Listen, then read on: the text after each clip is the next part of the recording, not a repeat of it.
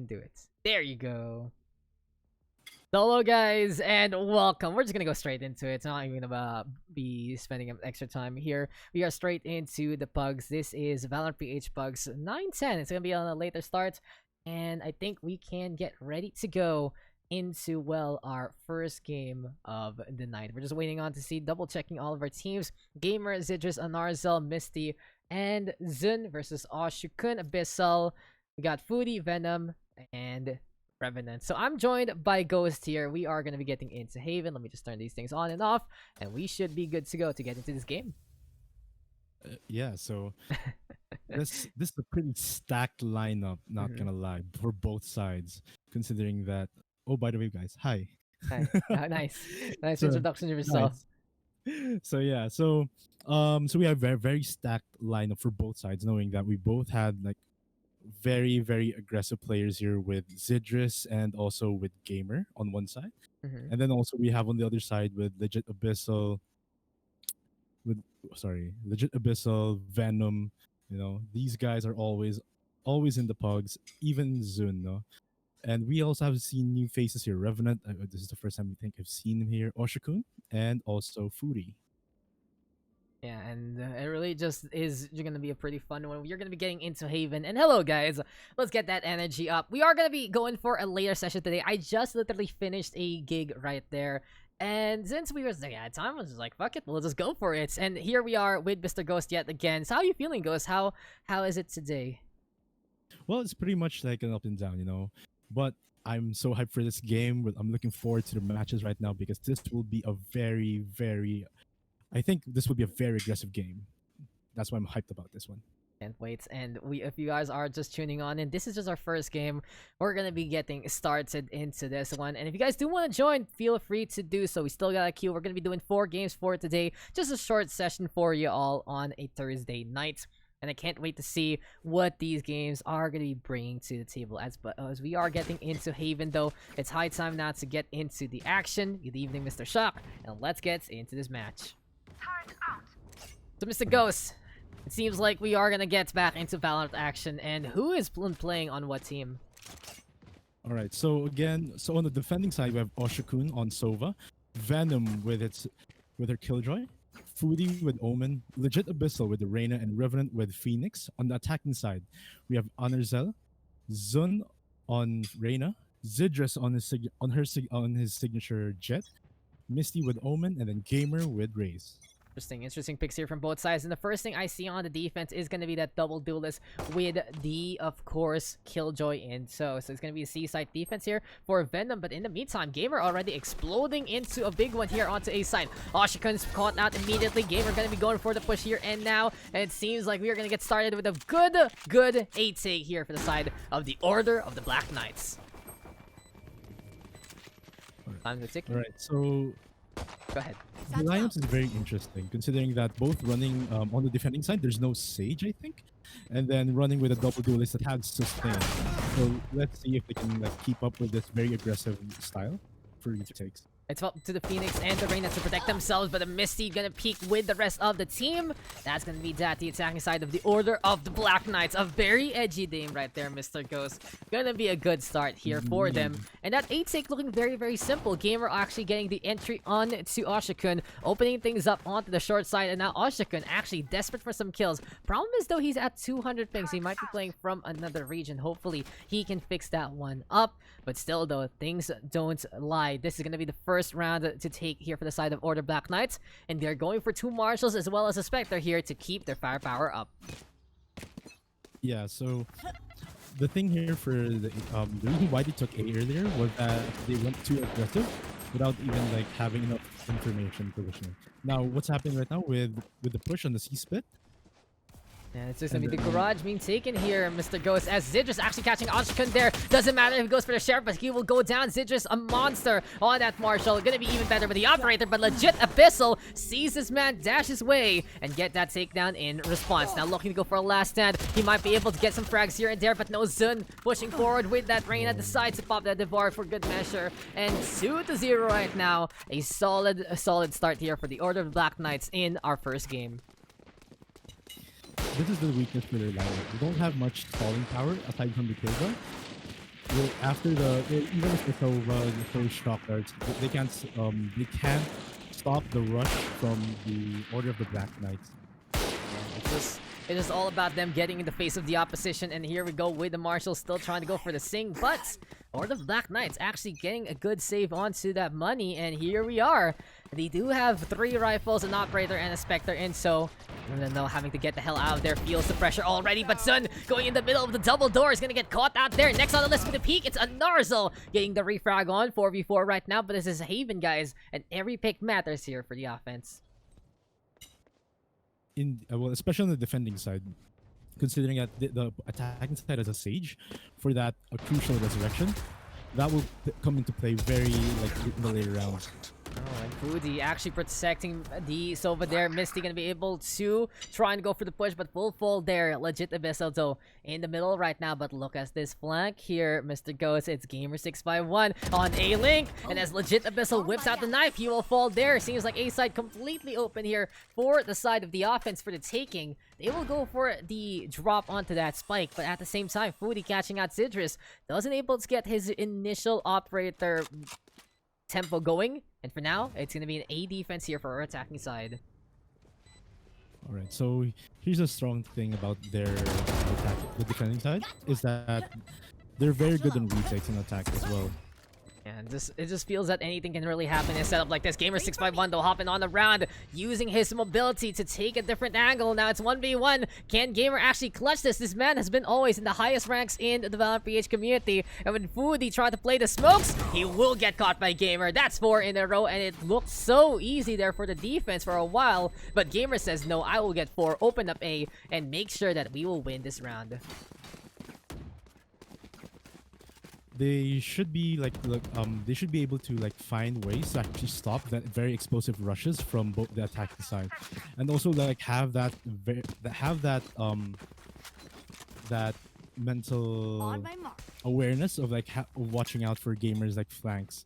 But so far, let's see if they can adjust with the following rounds.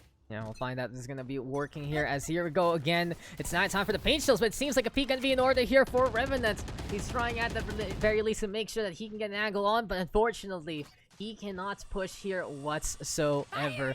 There we go though with the boom button being thrown on out. Showstopper right now from Gamer651 though, looking on the round. Sees the Omen, misses the shot though. Eventually he will get that kill on to Foodie instead. Time though ticking already. Spike planted onto B side. Very explosive yet again here from the Order of the Black Knights. And the Order of Jollibee struggling here to stay alive. They will fall. That's gonna be another set of kills here for Order of Black Knights. And they are just running away with this game. Indeed. They have to find, again, like what I said earlier, with such a very explosive attack. I think it's the best way to do now is just simply stack a site and play for retake. It's just for them to, at the very least, get a hold onto any kind of aggression coming their way. At the very least, they need to make sure that they can protect themselves from the offense. But so far, so good, though, here from the side of the Order of Black Knights. They're making sure that they can, at the very least, get the entries that they need. And Zidder's actually catching a 1 on C side, so in the meantime, with a takedown as well. Duel on the short, though. It's an eco round right here, right now, from the side of the defense. And Foodie and Legit Abyssal are right now all alone. A side will have the engagement. Legit Abyssal trying to survive. Anarza will go down, but it doesn't matter. Now Foodie's all alone, 4v1, with no gun available. This is quite an unfortunate take from the defending side right now, considering that they've been badly bruised, beaten up with a very strong attack of the Order of the Black Knights. Just kept charging in.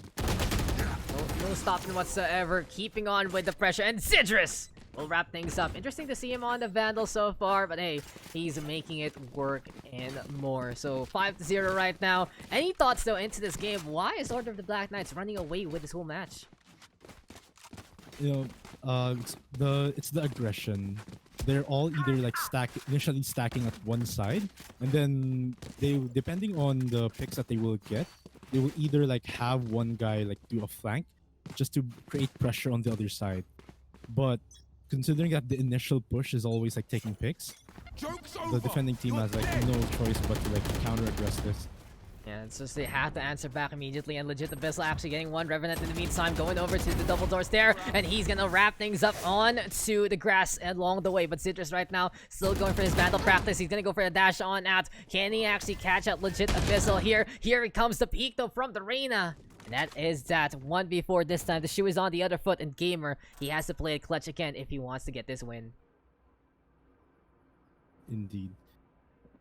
Let's see if he can be able to like make a cheeky play with his flank right now. Yeah, it's And gonna be be able like to take picks. gonna be sneaky peeky. Sneaky Gamer peeky. 651. He's annoying. He's an hey. Oh, I've seen this script before though, Mr. Ghost. It feels like it's the same old thing here. Gamer able to confirm A is open, but unfortunately for them, the spike is not there. And oh, that peek onto the right side gonna hurt them in the long run. Legit Abyssal is keeping an eye out, and he gets 3. Good comeback there from Mr. Legit Abyssal, able to figure it out. But in all honesty, it did feel that I was finally around that the defense has won, that they completely needed to not get overrun in this game. Indeed. They with that specific round they counter aggress and they managed to like take off like key people that was in like making the push happen. It starts off with the I think with the Jet and then with the Reyna. So keeping those people out of like the entry can give them like better opportunity to win the game. And so it really feels that it's all about making their own opportunities. And here we go again, Legit Abyssal confidence, but confidence is not gonna work out for him this time. Venimo in the meantime winning out on C site, and here comes Zidrus instead with his own operator, spleen operator in this one, looking green and mean. Question is though, can he catch out the Sova next? He leaps on forward. Ashakundo will still fall. Venom though in the meantime with the response, and we've seen Venom before play this Killjoy in an interesting way. He likes to play very defensively. He will get the Vandal though, anticipating the push here onto maybe B site. But apparently C is the way to go. They're moving into the garage, slowing that one down, and it's time for both plant as Misty and Gamer trying to get into position. Let's see if they can be able to manage to pull off this to like two. Oh there. Oh, there And indeed. then it was spinning. I was like, whoa. Oh, but Woody, we got Venom. We got them having their ultimates. The lockdown might be an effective way to dissuade the attack from staying on the C side. And there we go. Venom planting it down from the shadows here as well, getting the intel onto the platform. And oh my, that's the Sage not paying attention, but it's still Misty getting the flank instead. Everyone though needs to get the hell out of there. The lockdown is gonna not pop whatsoever, and Misty able to play backup side. Surprise, surprise, 6-1. This is the Omen keeping it up. It's quite unfortunate from the retake there with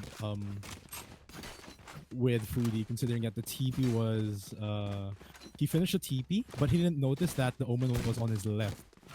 And with that, unfortunate that the Venom Venom's ult didn't manage to catch off like I think one person.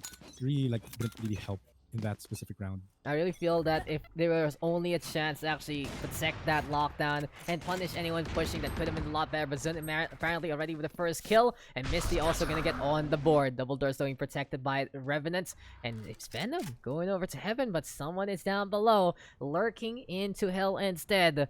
High ground though being taken by the Killjoy. A-Tick is coming. He hears the footsteps. He hears the spike being planted. And Gamer, that was a free kill that could have gone in the way of Venom, but Zidrus will answer back instead. Spike now planted. 5v2 situation. Ashikun gonna be on the north side. He's by the spawn already of the defenders. And the smoke getting in the way. The Omen baiting and just allowing Zun as well as Zidrus to go for the peak. Ashikun has been a prey led to a trap. For now, Revenant looking to hold the operator here, but yet again, Mr. Ghost, Order of the Black Knights is in complete control of this game, and it really goes to show it's a star-studded lineup keeping this game alive. You know, they just swing out their swords, you know. Their name is really like standing out with what they're doing. Yeah, it's ridiculous. Right, they just simply just charge in. Oh, horse is strong. It's ridiculous. Oh, Revenant though! Revenant! Nice. He's gonna get knife Misty! Oh, no. The curveball connects again back to the body, and Misty will wrap things up with a kill. I don't know if he got the knife or not, but in the end he kills him with a classic instead. That's it. A stab, a shot through the heart, and you're to blame, darling. But it really goes to show that they get they even find Revenant along the way. So this is just hurting the side of the Order of Jollibee. This is why you don't make fun of the Order of the Black Knights. They have this edgy name, and they are gonna bring their A game as much as possible. I feel like though the worst thing that the defense is doing right now is they're going for these duels in long quarters. Twin operators between Gamer and Zidris becomes more of a shooting gallery rather than an actual match. Indeed. Right now. Ooh.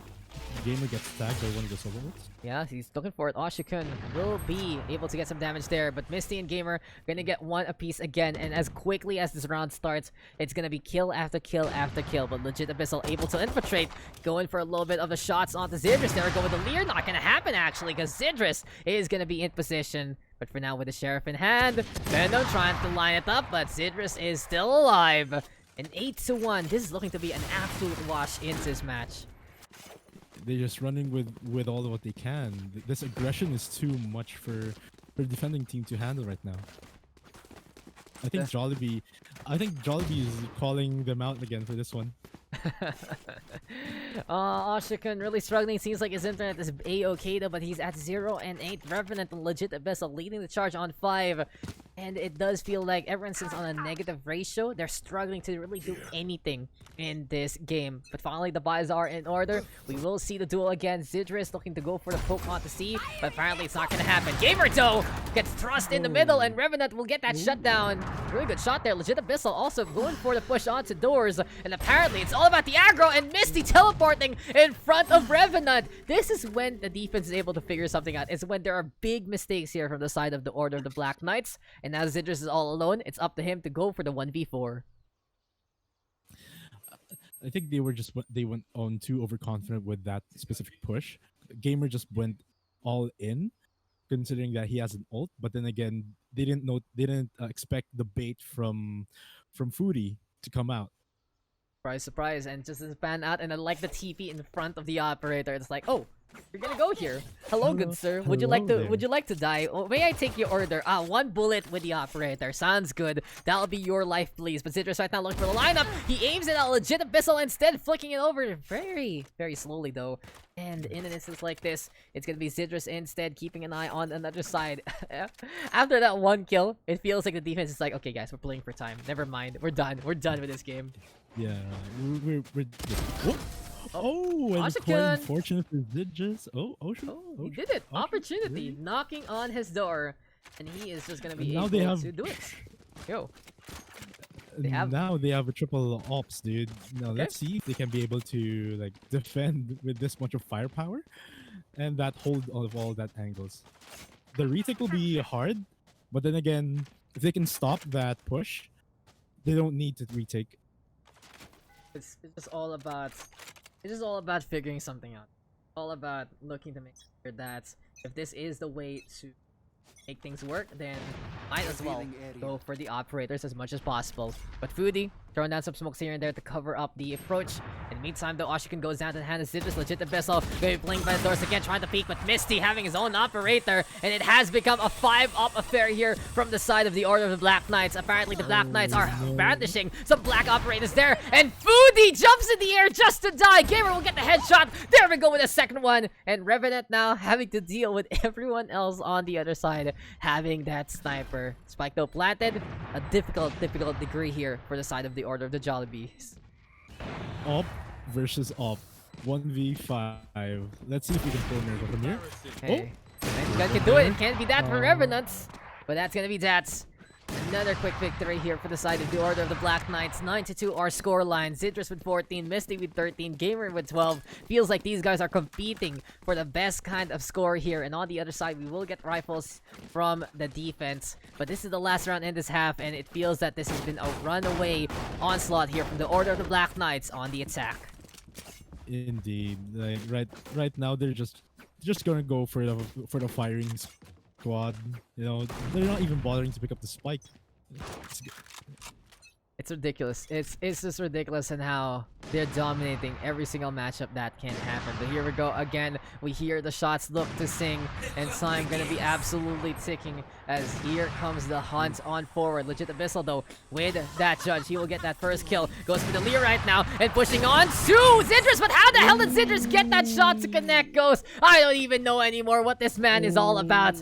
But Zun moving over to the right side. Here comes Foodie though, coming closer and closer. And he's waiting inside the smoke. There we go with the spam though. And now the judge has been spotted. Here comes the push. Venom gonna be able to get a side flank on. He will get two with that order. Revenant also burning down Zindris. But with the run it back, it's now Gamer versus 3 to try and deal with. Garage gonna be taken, but it's not gonna work out because Revenant peeks from the window. And we will see a 9-3 scoreline in the end of this half.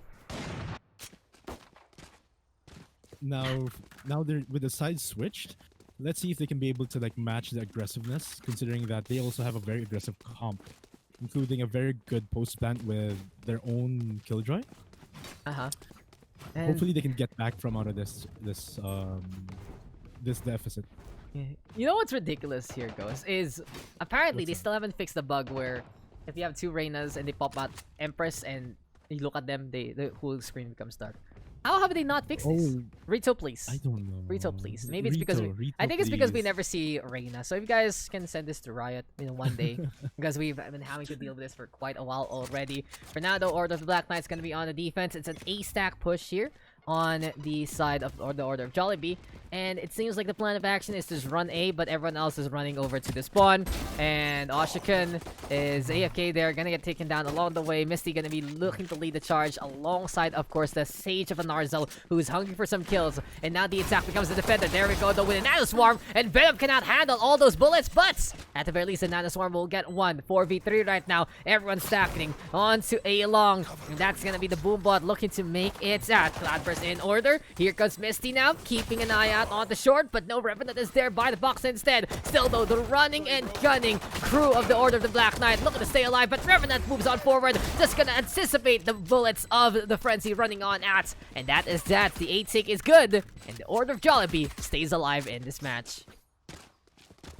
Even with having like a 4v5 at the early start of the round, they managed to like hold the site very, very well, using all that utility with a Killjoy Molly or Nano Swarm and that Phoenix Hot Hands. It bought them enough time to actually stall the match and like isolate each angle and like take the picks. It was pretty interesting. Since we saw a full stack there from the defense, it felt like they were a little too predictable. For now, though, it's gonna be a shorty squad onto 3. We do have a Sheriff though from the side of Gamer.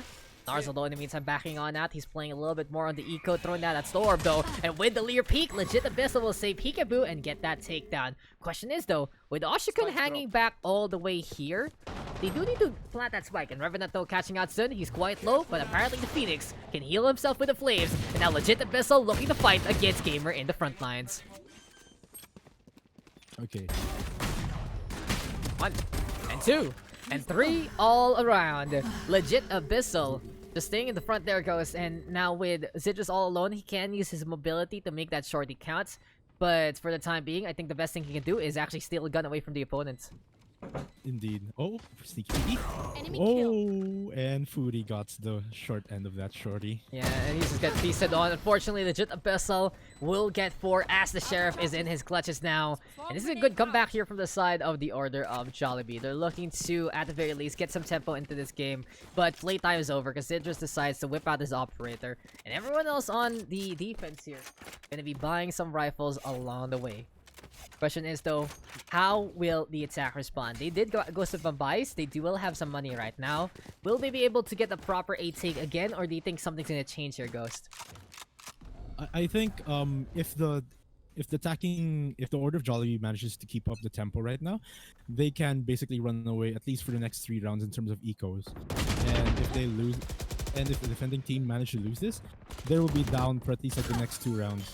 Yeah, it's gonna be a lot of streaks that can happen here, but the Narza throwing that at Storm and trying to line it up, but 2 peaks are better than 1, and Legit Abyssal is there. Misty, though, with the paranoia, huge blind there, but he's gonna go for the TP. Legit Abyssal doesn't turn around in time, and Misty just gonna be parts of the mist there. We'll get 4. Shrouded step out of nowhere, making a difference. And that is that. The defense turns it around with subterfuge there. And it seems like Eco is back in the graces of the defenders here. Ooh, good play by Misty to like have that big IQ plays of like keeping right behind the attacking team.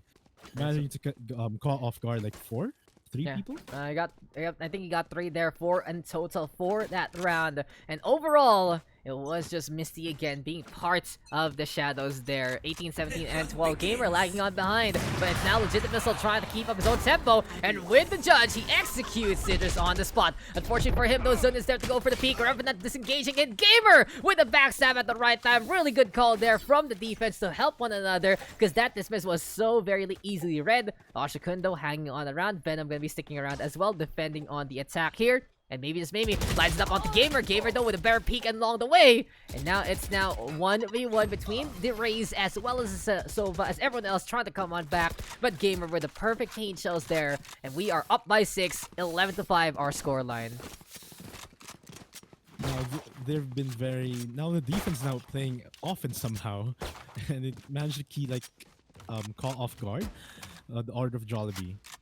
Now with the broken buys right now, it's either they have to take this round for the Order of Jollibee to actually stay in the game, and if they manage to lose this, then they will be in a tough spot in the next round. It's gonna be all about difficulty here, and here we go again. The high time right here right now for Misty to try and go for a little bit of the setup, but the Omen of Foodie running on around. They drop the spike. And what is happening here, Ghost? They're baiting. They're doing it. They're trying to bait things up. Yeah, let's see. This is gonna be a fun one if they manage to pull this off. This is gonna be the big brain plays. Why not? Find things on out. And make it though. It's gonna be They're coming closer. They're getting there. And the showstopper is going to be the entry point that the side of the Order of Black Knights wants to work on. But the blind is just not going to be enough. Gamer 651 Zun Misty making it clean. Oshikun hiding there. But this is just utter dominance along the way as Gamer blows himself up. It really feels like Order of the Black Knights is just one up on his opponents. And now it's match point with a 7-round lead. Oh, good try though from the Order of Jollibee to actually just stay in the site, using the spike as a bait. Unfortunately though, the gun advantage, the ult advantage is such on the high pace, and that they can't really fight off that barrage of skills and damage. Just no stopping whatsoever, and here comes the Odins to try and do more and more damage. There we go, tearing apart the Phoenix, trying to go for the run it back, and even with more bullets, it feels like there's just absolute pain coming their way. The hunt though beginning as it's time now for Zun to get even scarier with that Phantom. Empress online, go for the fire rate, gets rid of Oshikun there, but Revenant is there for the answer. Foodie though with an answer as well. This is the Phoenix getting cleanup, and apparently a Narzel and Misty struggling to find their angles here, but it feels like Revenant is unaware of everyone behind them. They will go for the seaside take instead, looking to play the setup even though that no one is there. But for now, this is the attack at the very least getting the spike planted, and it's gonna be them putting out on CT side instead. You will not kill my allies. With the res from Zidrus, this is managed to become a 3v3. Let's see if they can manage to pull off the... Oh, maybe not. And there we go again, Legit Abyssal now. Looking to tear things apart. Revenant gonna get on the board. Here comes the Jet trying to disengage. Legit Abyssal giving it all he's got. And with the Odin there, he will be able to have enough bullets to make it happen. So 6-round difference. Anything can still happen here, especially with the eco being thrown away by the defenders. But for now, at the very least, the attacking side gonna be happy to take that round away. Indeed. Now with their eco, they just simply bought all of their money. They broke the bank last round for the for the defending side. And now they're basically running on broken buys. No prisoners. It's all about figuring things out. And here we go again. Venom right now, lockdown in his hands. In the meantime, though, it's going to be an eco stake here for the defenders. But with Sheriffs in hand, I wouldn't be surprised if they can make something happen. But see that wall? It's going to get busted on down, bud. Here comes the lockdown though from the attackers, and Larzo gonna get one, but Revenant is forced to be reckoned with the rifle here. TP though gonna be in order, sees the Omen just in time. Misty can't do it this time, and this lockdown might be able to get a good detain onto one, and yes he does. Oh, no. Okay, Goodbye, son. Not gonna happen whatsoever. Citrus deciding, okay, I've had enough, guys. I'm out of here. I'm going home. Jelly Ace. Audi 9000. Let's go. He has that nebula sheriff. It's looking pretty shiny. It looks like it's either Jelly or the stars, one of the two. But Citrus can't get the lineup, and he will get the fuck out of there with the tailwind. On to be back, he stays. Gonna be trying to hide from Revenants. But there's gonna be a push. They will see each other, and eventually Revenants will wrap things up with the ace. 22 kills for Revenant. What a show, taking top frag from everyone else. And this has been a Herculean effort here from our Phoenix. This man is saying that I will look dead in the eye and say no. What an ace. Now with what an ace though. Like very Revenant just simply rushed in, take what he needs to take out, and then unfortunately for Misty, the TP play doesn't work the second time around. Don't hold back. It's you can't fool them twice, guys. You can't fool them twice. And here we go again, throwing down that hot hands. Legit abyssal though, given the opposition that tastes their own medicine. That's gonna be 2 already here for our Reina. Reina with a noted, kind of scary, especially if they pop that F press. But looking at this one, Foodie. Why, Foodie? Why did you just do that? Don't give them the gun, bud. Don't give them the gun. But Venom, at the very least, he gets 2 as well, and it's now up to Misty to clutch this out. Never mind. And you know, legit abyssal with the running Odin into Misty's face right then and there. Oh god! Now with the defending side having a lot of eco right, with their eco right now back at least for a good buy round for this specific round. Let's see if they can manage to like win this whole game. We'll figure it out. Marshall's though gonna be in the hands of the defense. Oh. Seems like they do want to build a better economy still, so they're gonna go for some of those Marshall buys instead. It's all about headshots right now though.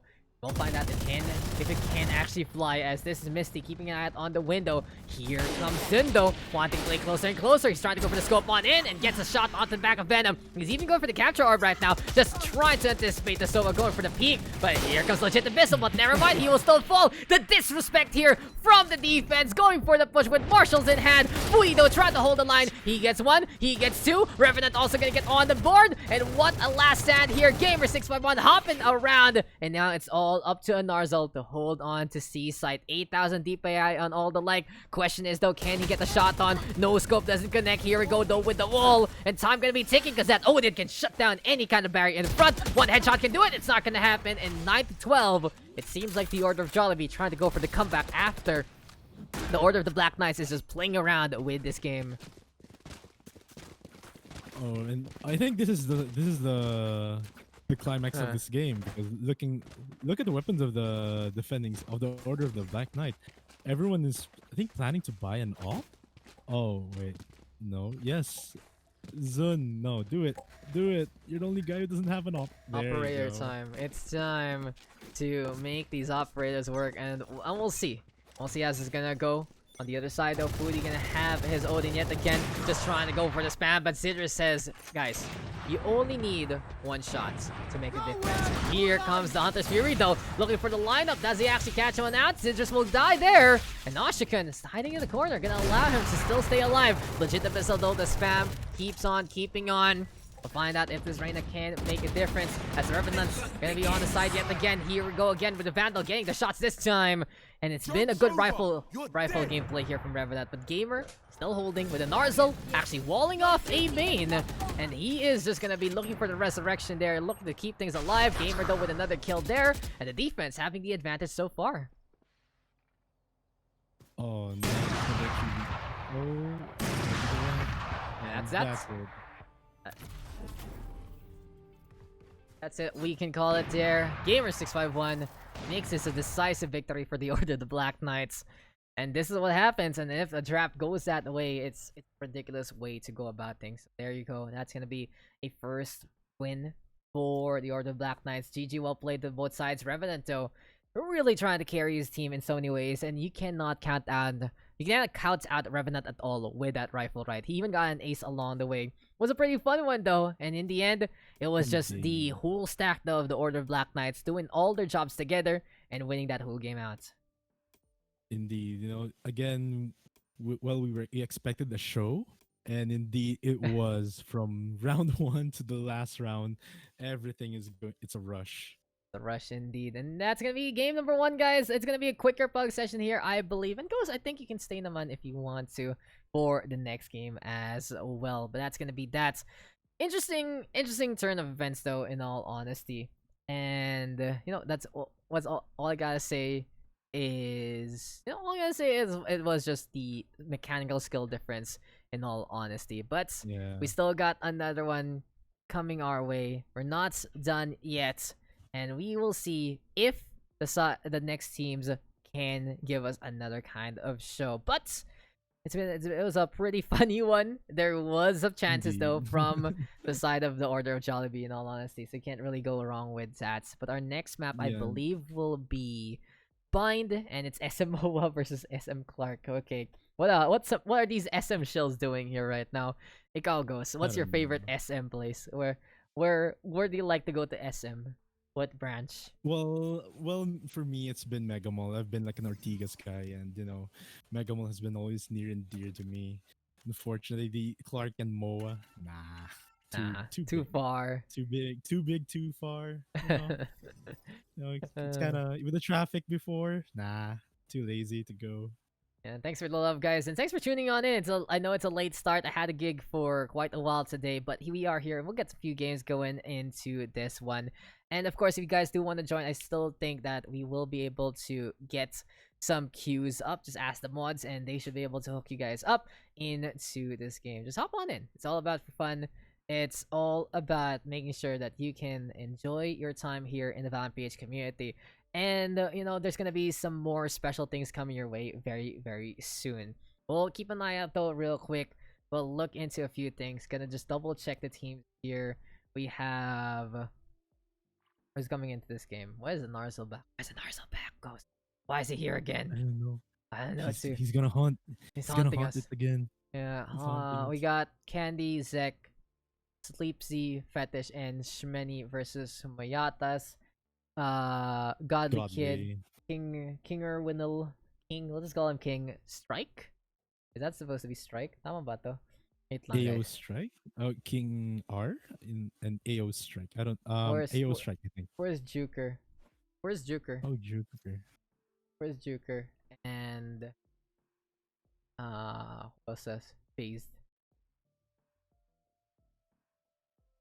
Ba't nandito ulit si Narzel? Round 2 daw, round 2. Bye bye. Yan na lang ako. Nabala dyan, guys. Si Strike pa dapat to. I don't know. Is Strike. We just need I think I'm supposed to play this game. I Not don't sure. think so. I don't sa'yo actually. But They ito mo to, guys. yeah. Desire. Sino ba? After nyan. Kulang ba kayo Strike? Huwag kayo. Get rid of this guy. Sorry about that. Joker is AFK, sir. And phase equals Strike, right? Making sure. We'll wait that. We'll wait it out. Hopefully Joker can come back here. There you go. Oh, He's there back. you go. Shmeni? Why'd Oh, Shmeni leave? Shmeni. Shmeni, you were part of this one. You were part of the system, Shmeni.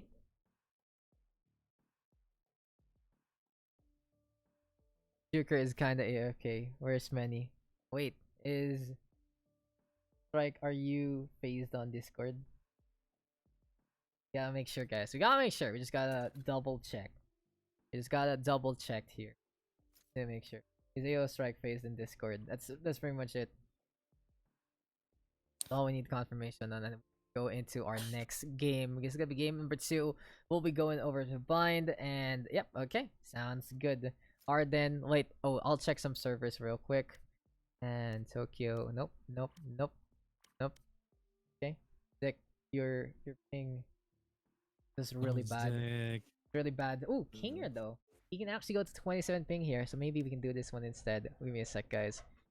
Singapore, Hong Kong. Only Zek bad ping. No matter. Let's go. Yeah, it's Okay. And yep, everything's good to go. Let's get into Bind for game number 2. Alright, so Bind is actually a very interesting map, considering that yeah, you can play around with the teleporters. Yeah. I've done a lot of like very funky plays with this particular map, especially like going from the B teleporter and then running back to the hookah teleporter. Just to like fake people out to like make a B push. And looking at the chat, the Narzo misclick.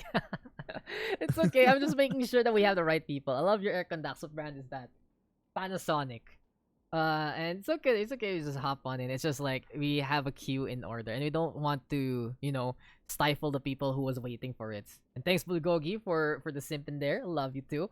We are going into Bind though, and you were talking about the TPs a while ago. There, Ghost. And what was your best TP, shenanigans that's ever happened to you on the ladder? You gotta believe. I've basically used the teleporter thrice in one round and managed to like plant the spike and like to bait out much of the like defending team to like rotate to either one side and then like manage to pull off a win from that. That's nice. And even it's loud though. It's like you're trying to be sneaky and then it makes like a sound. It's like, hi guys, you're here. And I've seen some people, especially Omens, try to bait a few things here and there, throw a few things onto the other side. But basically, the whole story of Bind is allows these quick rotations right on the attack and on the defense with those TPs, but they're very, very dangerous. And it really goes to show that it's a price you pay for that speed. It's a price you pay for having something different on a map like this. And we are going to be getting into the Battle of SMs now for our game here on Bind. It's been a pretty good one so far. We saw the Order of the Black Knights dominate the Order of the Jollibee there, and this time it's SMO versus FM Clark. We'll see where this game is going to give us in our Thursday night session, late night session in the Pugs. So this is gonna be the battle of basically North versus South, North being Clark and then South being Moha. Let's see which one is a better SM. I don't know. I think Moa is a little too hyped in a way. It's big. It's big AF. It really is, it's like a strip mall in all honesty. And you see that a lot in like America. It's more of a long space rather than a vertical space that we usually get. And SM Clark in the meantime, it's by the airport, so you can have some of those duty-free things here and there. So they're both pretty cool SMs in all honesty. I'm myself in the North Ed's a shill, but enough about SM. We're not sponsored by them. I was sponsored. One time if I had was sponsored, sure, and I have a bunch of GCs for that. But besides the fact, here we go into this game. And since we have some time before this, quick introductions goes. Go. Give me some intros on who's playing here. So on the defending side, we have Zek the Great on Brim, Sleepsy with Raze, Dropout Candy with Cypher, Fetish with Killjoy, Shmeni with Phoenix, and on the attacking side, we have Humayaras on Jet, the Godly Kid on Raze, King R with Sova, AO Strike on Brim, and then Juker with the Cringe Joy. You're lucky that no one actually fought there, because that was pretty slow. I said go, and you gave me a slow intro, but here we go into this matchup. Humayata's gonna be able to get rid of Shmeni there. Good start here for the side of the attack. Seems like a DC North, though Shmeni looking to reconnect as soon as possible. As spike planted here on A side, rotation's gonna be in order. It seems like the Rays don't look for backstab, and Fetish takes down Juker, but Humayata answers back and says goodnight to Sleepsy there. High ground not taken. Zek will go down. Humayata's has gotten 3 so far. Drop out Candy though. He's looking to drop in and get these kills, and the Cypher is making a difference. 2v1 right now. This is the Rays though hiding by the crates, and even though he will go for the peak, that turret is in the way. 22 HP, not gonna happen whatsoever, and that is that. 3 kills on the board. What a retake here from our 2 Sentinels along the way. So, in the map like Bind, I feel like with that kind of a plant in the truck, it's very hard to execute without the Sage. Because, one of the main reasons why that strat was very effective was that stall time from the Sage to actually like make a wall, like have that time to like make people break it. But now with just smokes covering it up, people can just simply run into that and or shoot even through that and kill the person who is planting there. I feel like it's so much of a risk to actually plant it there personally, but I have seen other teams figure it out. But when you just get even a glimpse of where they're planting that spike rather, as it's Sleepsy holding on to showers here, he will get 2 so far. It does feel that anything can really happen to you when you're trying to drop that spike down. But Zek gonna be looking for a reconnection. He's still back into this fight. 4v3 right now. It's Strike though looking to hold here, but the problem right now for the attacking side is is even though they do get rid of Sleepsy and his Spectre, they do have to still push through Shower. And it's all up to King to get those kills because he has gotten the responsibility of having the SMG in hand. So with triple sack, they might. So the defenders now know that they're all in Shower. They need to manage to take a pick off. And unfortunately, King R falls from to Shmeni. Yeah. Now they might have to like either save this round or like manage to pick this off. Oh, I think, just playing for picks is the best thing you can do. It's an equal round anyway, and this is going to be Joker and Shmeni trying to go for the duel. They're both moving on the round. Shmeni unable to get the tracking on. It seems like, though, Joker slamming onto the wall instead, and that turret going to get spotted out by the Brimstone, trying to run on the way. Joker going to get caught in between so many different people, and this is why you don't want to see a crowd of enemies along the way. Shmeni comes on back with a vengeance. He will get 3 there on that second round. Good play with the Spectre, and hello to you too, Hanu, and that's really gonna be it. 2-0 right now, but third round can always happen here for the attack as SM Clark looking to figure something out for this attack. right now with how the attack how does the attacking team works right now is that they just simply like go to a site and they don't manage to like play for picks, and then good one on the defending side to actually like manage to not be too much aggressive and be baited out. It just feels like that it really is all about trying to go for the push-pull, and in this instance, it's time for Team Fetish to pull on back and look to still stay on. Speaking of Fetish, he has that Spectre here, and for now, SMOA going to be all around the map as they try to go for the rotations over to B sides. It's a split push though onto B. 3 on Hookah, 2 on Long. I like this a lot better instead of stacking onto Hookah all alone, but Godly Kid actually catching out Drop out handy there. The flank though gonna be in order. Shmeni's waiting for the opportunity. Here goes Fetish in the meantime. AD strafing, looking to find a way to actually go for the push here. And right now, he will duel against the Brimstone. Danger close to Spectre a little faster than that. And Fetish will get that takedown. Humayatas though, scary with the Phantom as well. Smart touchdown Shmeni. And this is now gonna be the attacking side going for a 3v1. Can Fetish hold though? Drop on down from the jet. Not gonna be enough there to get that takedown. And that is that. The third round turnaround actually happening. The economics of this game has been reset, and SM Clark now getting on the board. With that was a very good push from the attacking side, considering that as much as they can, like they went for the site. They managed to take out the defenders that is defending the site, and at the same time like execute as much as possible, like take the hold, wait for the plant, and then like manage to pick off the people that are like either rotating or who are like already like trying to as much as possible like take the bait.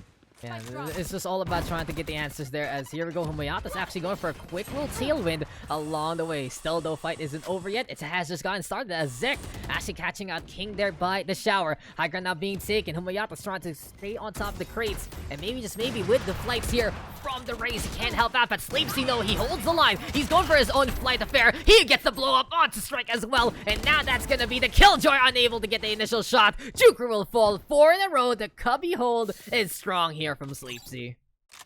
Ooh. That was a very, very good hold from Sleepsy, and game sense to actually like kill 2 people inside the smoke. Yeah, and then like he's done it. He was just able to figure it out there. It's ridiculous. He held the line along the way, and in the end, he just blows people up to Kingdom Come. That's the power of the race, especially in a choke like this, Ghost. And now it's gonna be a interesting broken buy here for the attacking side. 2 of them going for the eco, 3 of them going for some guns. We'll see though if this operator can make a difference. As King, yes he does. Gonna be crowning one down. Zek will go down. Here comes Smenito, but knife out, not gonna work whatsoever. Oh, with the entry from Humayaras, they open up basically the site, and now they're just free to walk in. Yeah, but Fetish though, he likes it when people walk all over him, and he's gonna be sticking around here with this lockdown so far. I mean, you gotta make a pun like that because that's his name, it's his problem. But here we go with King Agar, with that operator yet again. Cypher though up on top. Godly Kids will get that shut down through the smokes, and when the attack can be explosive, that can be the turnaround there. Interesting broken by working out in their favor, and now SM Clark still in this game. Now they need to keep up that pressure. They have to like pick off like a person from there, and that push from Humayaras and King R on the showers made that round happen for them to like take it all. And hey, but here we are, 3-2 right now. Defense though still has a good economy to actually buy the guns that they. Deck unfortunately lagging still, having some internet issues. So pretty much welcome to the Philippines, guys. But with all these rifles, I can see the defense here looking to play a mid-range game and staying away from the operator of King, who has been able to set something up so far in that last round. You're dead. Now, right now with what's happening right now, they're keeping hold of the site. The attacking side is not managing to push You it. should run. And oh, drop out Candy. He will get one. Fetish gonna look to set on up as well. It seems like though they're trying to defend with the lockdown here, and it's close enough to force the opponents to retreat. Now the problem for the side of the attack is that they are stuck onto B long. They will decide to go for the TP instead, but that spike is on hookah, and there is just no way for them to rotate without meeting someone along the way. Yeah, they just have to go for the save right now, or like manage to pick off like people that are roaming, because unfortunately for them, I think that this is not a good round to like fight over, considering that their eco right now is not in a good space if they lose this. And we'll see though, Strike gonna be going for the TP. He might be able to play a clutch there. They will have some buys for the next round after winning it out in a half buy scenario there. So it does feel that there is still a chance here for the side of SM Clark to reel one more round in. Turret though spotting out the Phoenix, already pushing. Strike might be able to get a peek there, but he doesn't know that there is going to be a raise on top. Now he does. Sleepsy spamming down through the teleporter, trying to make it rain some bullets on the inside. Time is ticking, and that is that for the round. But the question is, can Strike actually survive? You see the bullets come his way. All he needs to do, though, is get lucky and not get shot. He's trying to play the Matrix here. He is Neo, and he is just trying to stay away from all the bullets. 3 HP eventually will fall. Too much to handle, and that is that for that round. Well, he tried to go for that, that Matrix, try to bait out. Unfortunately, it didn't pay it out for him. Just unfortunate. Rip Strike indeed. And it really just goes to show, when everyone knows that you're there and they just all decide to spam, bullets will eventually hit you. There is just no stopping everything coming your way. And in the end, it's going to be the Orbital Strike in the clutches here of Zek the Great. Can he actually get the lineup though? Can he actually get it in time? 4-2 right now. Anyone's game still. But this is defense looking to keep the momentum up. And the Godly Kid caught with his pants down. Or in this case, actually dropping down that boom bottom. Mayata still deciding to go for the refrag. And he gets 2 for the price of his teammate. Orbital Strike though gonna be in effect. Here comes the push right now from the attacking side. They're going to be looking to plant here in front of the showers. So Mayata having to get the hell out of there. Still, this is going to be a good time for the Heaven Defenders to try and make something happen. But Zek, as well as Fetish, going to get smoked out and drop out Candy in behind by the TP. He's the one playing it this time, and he's getting spammed along the way. Unfortunately for Dropout, he gets caught up. Everyone instead besides Zek. Here we go! Orbital Strike gets the cook on to Miatas. If you ever had a fried chicken, that's pretty much the closest you can get here on Valorant with that Jet getting her wings clipped. But besides that fact, that's a good shot there, and the attacking side will make it happen. They used the Orbital Strike there, Ghost, to give them an opening on A site. On the other side, it was Zek trying to defend with the Orbital Strike, looking to cut out that shower. But it was the attacking side with the advantage there, and able to win it out. Indeed, like having that, having be able to like push out with that Brim ult, it always guarantees you at the very least you don't have to look for that corner. You have to like look out for like other corners that you might be able to peek out, and it helps the push to actually like secure the site. My camera is destroyed. And speaking of securing though, Dropout Candy trying to get the intel there. Seems like he will be looking to set up a few of his traps here and there. As Fetish now having to get away from the electricity, but maybe this is something he also likes. We'll find out though. A little bit of a tingling sensation, but King will be only able to get the saves onto one before the save word has been popped. Godly Kid though and Sleeps. He's gonna get one of his drop a Candy in the meantime. This is gonna be a Candy corner approach that the Cypher will get one, but Smanny burns everyone onto the gardens. You know why those flowers are in bloom, because the ashes of the opposition are there to fertilize. And that is that. 5-3 right now. Still anyone's game. It's pretty close here, Ghost. Indeed. That molly from that hot hands from Phoenix managed to turn the Jet and that Brim like to fried chickens. You know, Everyone's turned into, well, a pretty solid meal, but in the KFC. end, finger looking good maybe, but all the Phoenix just throwing it out at Molly at the right time. Still though, for the time being, here we go again, and Sleepsy is the one caught in the same way. A while ago, we saw him catch out Godly Kid. This time, he's the one doing the same thing, and he will get punished for it. 3v4 right now. This is the attack having the advantage, and it feels like any small mistake that either side does is immediately punished by the other team. You should run. indeed, you know. I mean, I think they need to like play a little bit more passively, taking a more defensive approach instead of like pushing out too much. Because if like the rotations in bind is very hard to retake, well, not as much as an A, but definitely like it takes quite some time to actually like have that position, have that sight line to actually like make that A take happen. You know what else is the problem? Especially if you're stacked on one side, it really is so easy to defend bind on the post plant for the attack when you know your opponent is going to be coming only from one angle. You can just set on up in a way that you can see everything coming your way. It's completely different when everyone else is trying to keep an eye out on every single flank. That's where bind becomes pretty interesting. But that's going to be that. Drop out Kenny though, apparently giving this camera a bit of a cushion, letting it relax inside of the hookah here. 5-4 right now. And as we say, an evenly matched game. Both sides bringing it their all and giving other fights in this matchup. So far, you know, with this close kind of match, you know, do expect that the economy for both teams will be a bit broken up, unless if they keep like having these kind of momentum swings. Let's see if they can manage to like pull off like a very wild push since 3 rounds out for the second half. And we'll find out as operators are in the clutches of a few members here. Zektigate though unable to get the lineup on the Guardian. And the thing about that gun is if you can get that headshot, it's a one-tap sure, but it's really such a small little shot. Still though, Humayatas gonna be having to disengage after the paint shells there. Here comes the detain from Fetish. And at the very least, Drop Kenny trying to defend this. And we can see the spam all lockdown now gonna get broken on up. Spike planted though, post-plant situation again. And Strike catching out Sleep Seed there. Drop out Candy though by CT. Helps out the Jet. We'll get that takedown. Duels against the Sova. Drop out Candy doing deuce so far. And he's getting deuces here goes. He's getting deuces. Orbital Strike though in effect. And Fetish now lines it up to catch out Strike. Now 1v2. There we go with the scope on end. But Godly Kid will get the clutch instead. And anything can happen in this game on bind. Both sides evenly matched and 5-5 right now between SMO and SM Clark. It doesn't matter which SM you go, it all goes in the pockets of the C family anyway. Hard truths, guys. Hard truths. Real talk here, real talk. Oh, syempre. Real talk. And capitalism. Alright, So anyway, 5-5. Both sides gonna have a few guns here and there, but it seems like the defense gonna be needing to save this one up because they lost 2 in a row. It's time for the eco. It's time to go for the hope and the prayer that is the stinger.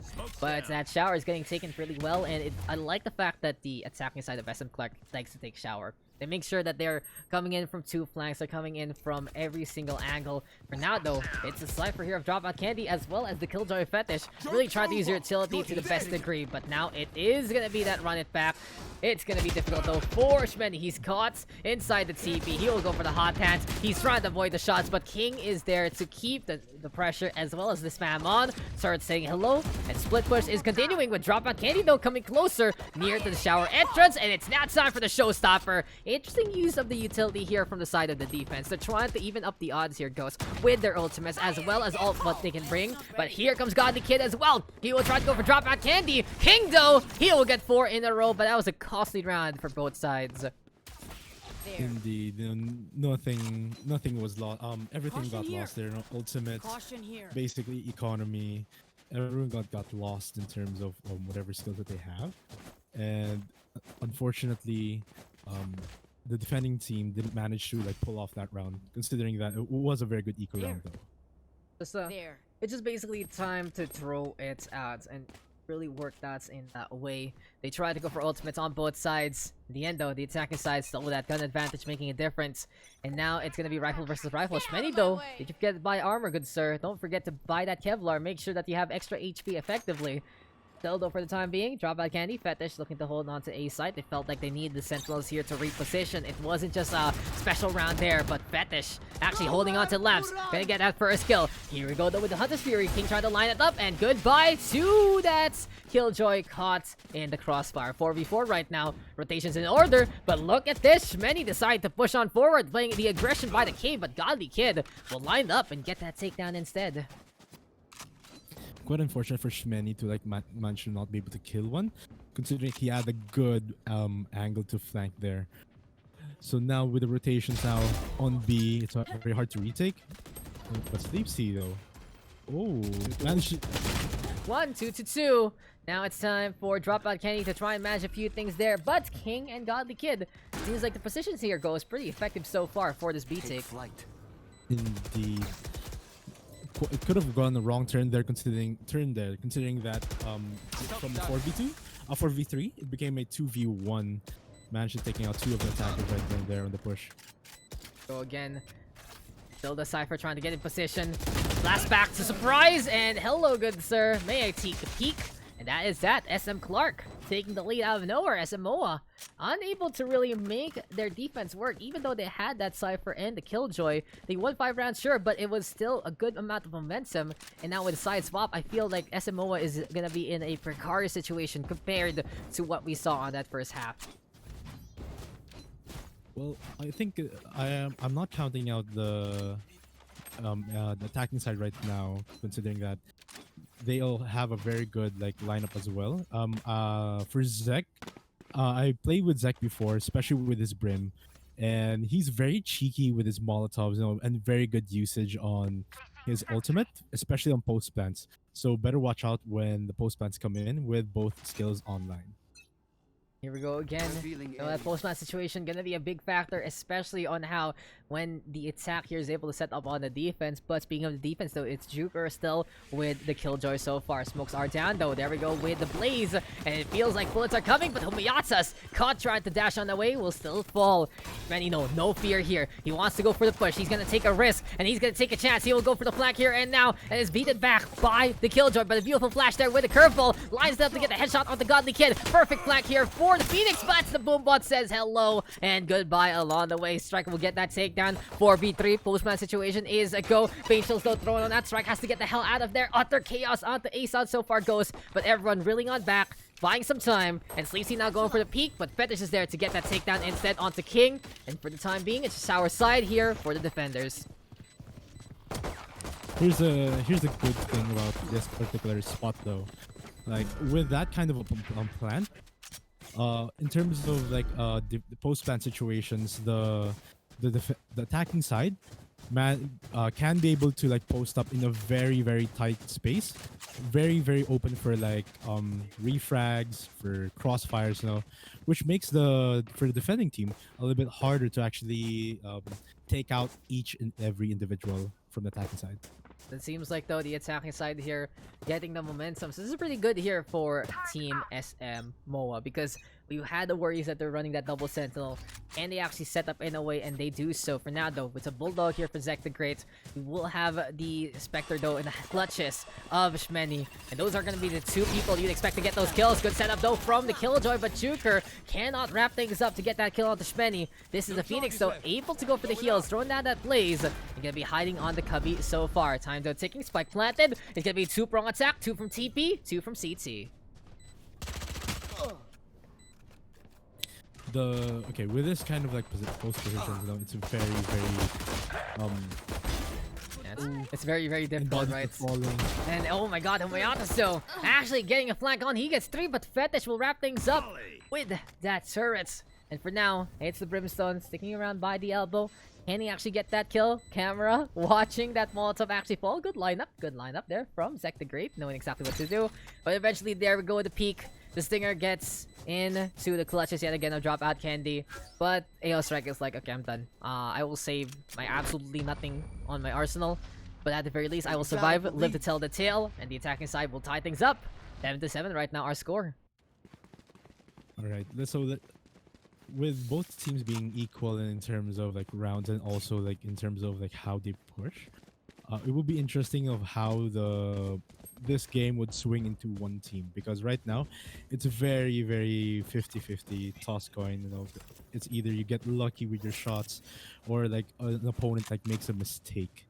So hopefully, the defending side can manage to pull off, like holding the sites now. Especially like they've been planted the bomb like twice now. Here we go again with the first kills abound. Still though, Mayata's looking to play it pretty aggressively. And Shmeni is saying this is what a Stinger can do. Brut, brut, and get those kills. Killjoy though and the Brimstone rotating over to A site. But this is overwhelming odds already here, goes, because so many people looking for the take here. Well, with this kind of a push, you know, they've already like locked in the site, and now it's the 3v1. It's very hard for AO Strike to actually like take him, and now he's getting back to save his Phantom again. Get the hell out of there, smokes again, and Strike with another save in the same spot at the same kind of situation. Feels like though he's not feeling the clutch. He's like, okay, we'll take it there. We'll see how this one's gonna go, but in essence, we'll find out how this is gonna work. Strike will be going over to B site. At the very least, still gonna have that Phantom. But what do you think? What's the problem here for the defense? Why are they giving up all these sites so easily and free?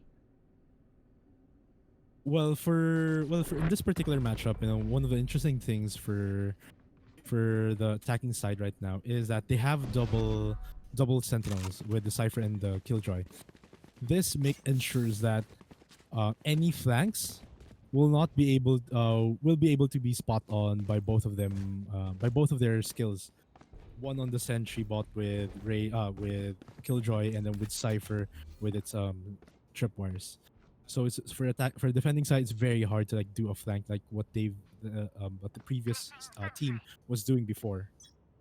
Find out how this one is gonna work.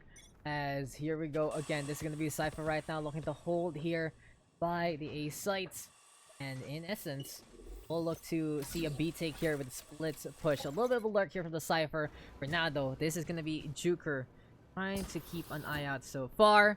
That's gonna be a quick little flashbang there with the curveball, as it's high time to get the shots ongoing. But Sleepsy, absolutely explosive with the take. He will get two immediately. Looking to tear up arts every single thing, but King is going to be by the cubby there. And that Spectre making a big difference. Godly Kid though also protecting his team. Expect the Great trying to go for the peak. And the spam will actually work out. As drop Kenny will fall down. Shmeni though still going for the last stand. But Godly Kid is gonna survive and able to win it out there. Quite unfortunate for the attacking team to lose that round, considering that they had the side, they took out 2 people already. They had the Killjoy ult as a safety net, but still though, unfortunately, the lineup from those kills from Kingar was very, very crucial for that round to be won by them. Here we go again. We are not done yet, ladies and gentlemen. We will still continue on with this game. 8-8 our scoreline. Both sides not letting up. We have some rifles on boats, but here we go with that showstopper. Godly Kid, he's running and gunning. He will still blow up Sleepsy along the way. Easy frag right there, but Fetish will be able to get bang for your buck right there as he gets the class. He used the classic rather, and he kills one to get his Phantom instead. Unfortunately though, Ashmeni tries to push into shower. Mayata's there to get that takedown. Now it is 4v2, but Juker is all alone on the site so far.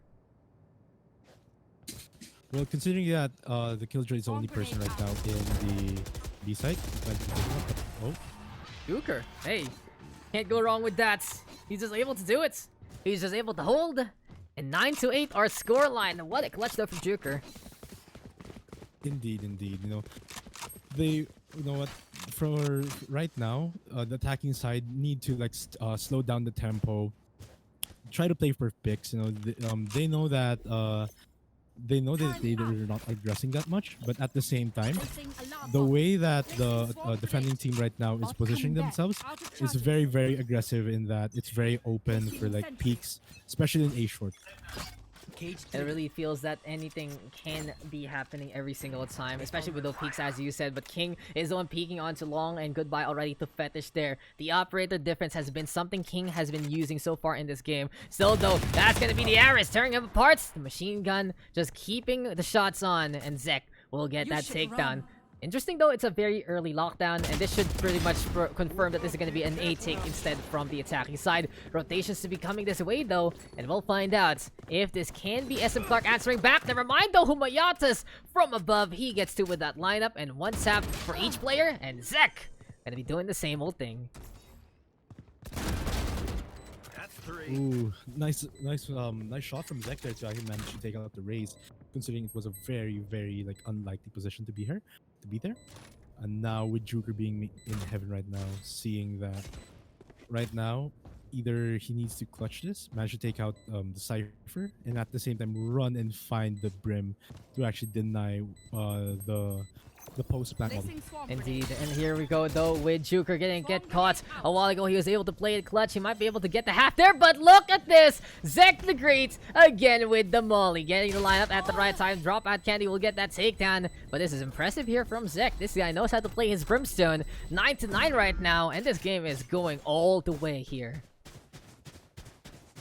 Yeah, so this is, I think for me, this is one of the main win conditions for the attacking side right now, is that having that Brim for post, having that Brim and Killjoy on post plant situations is very key for them to actually win on the post plants, because of that mollies, of those nano swarms.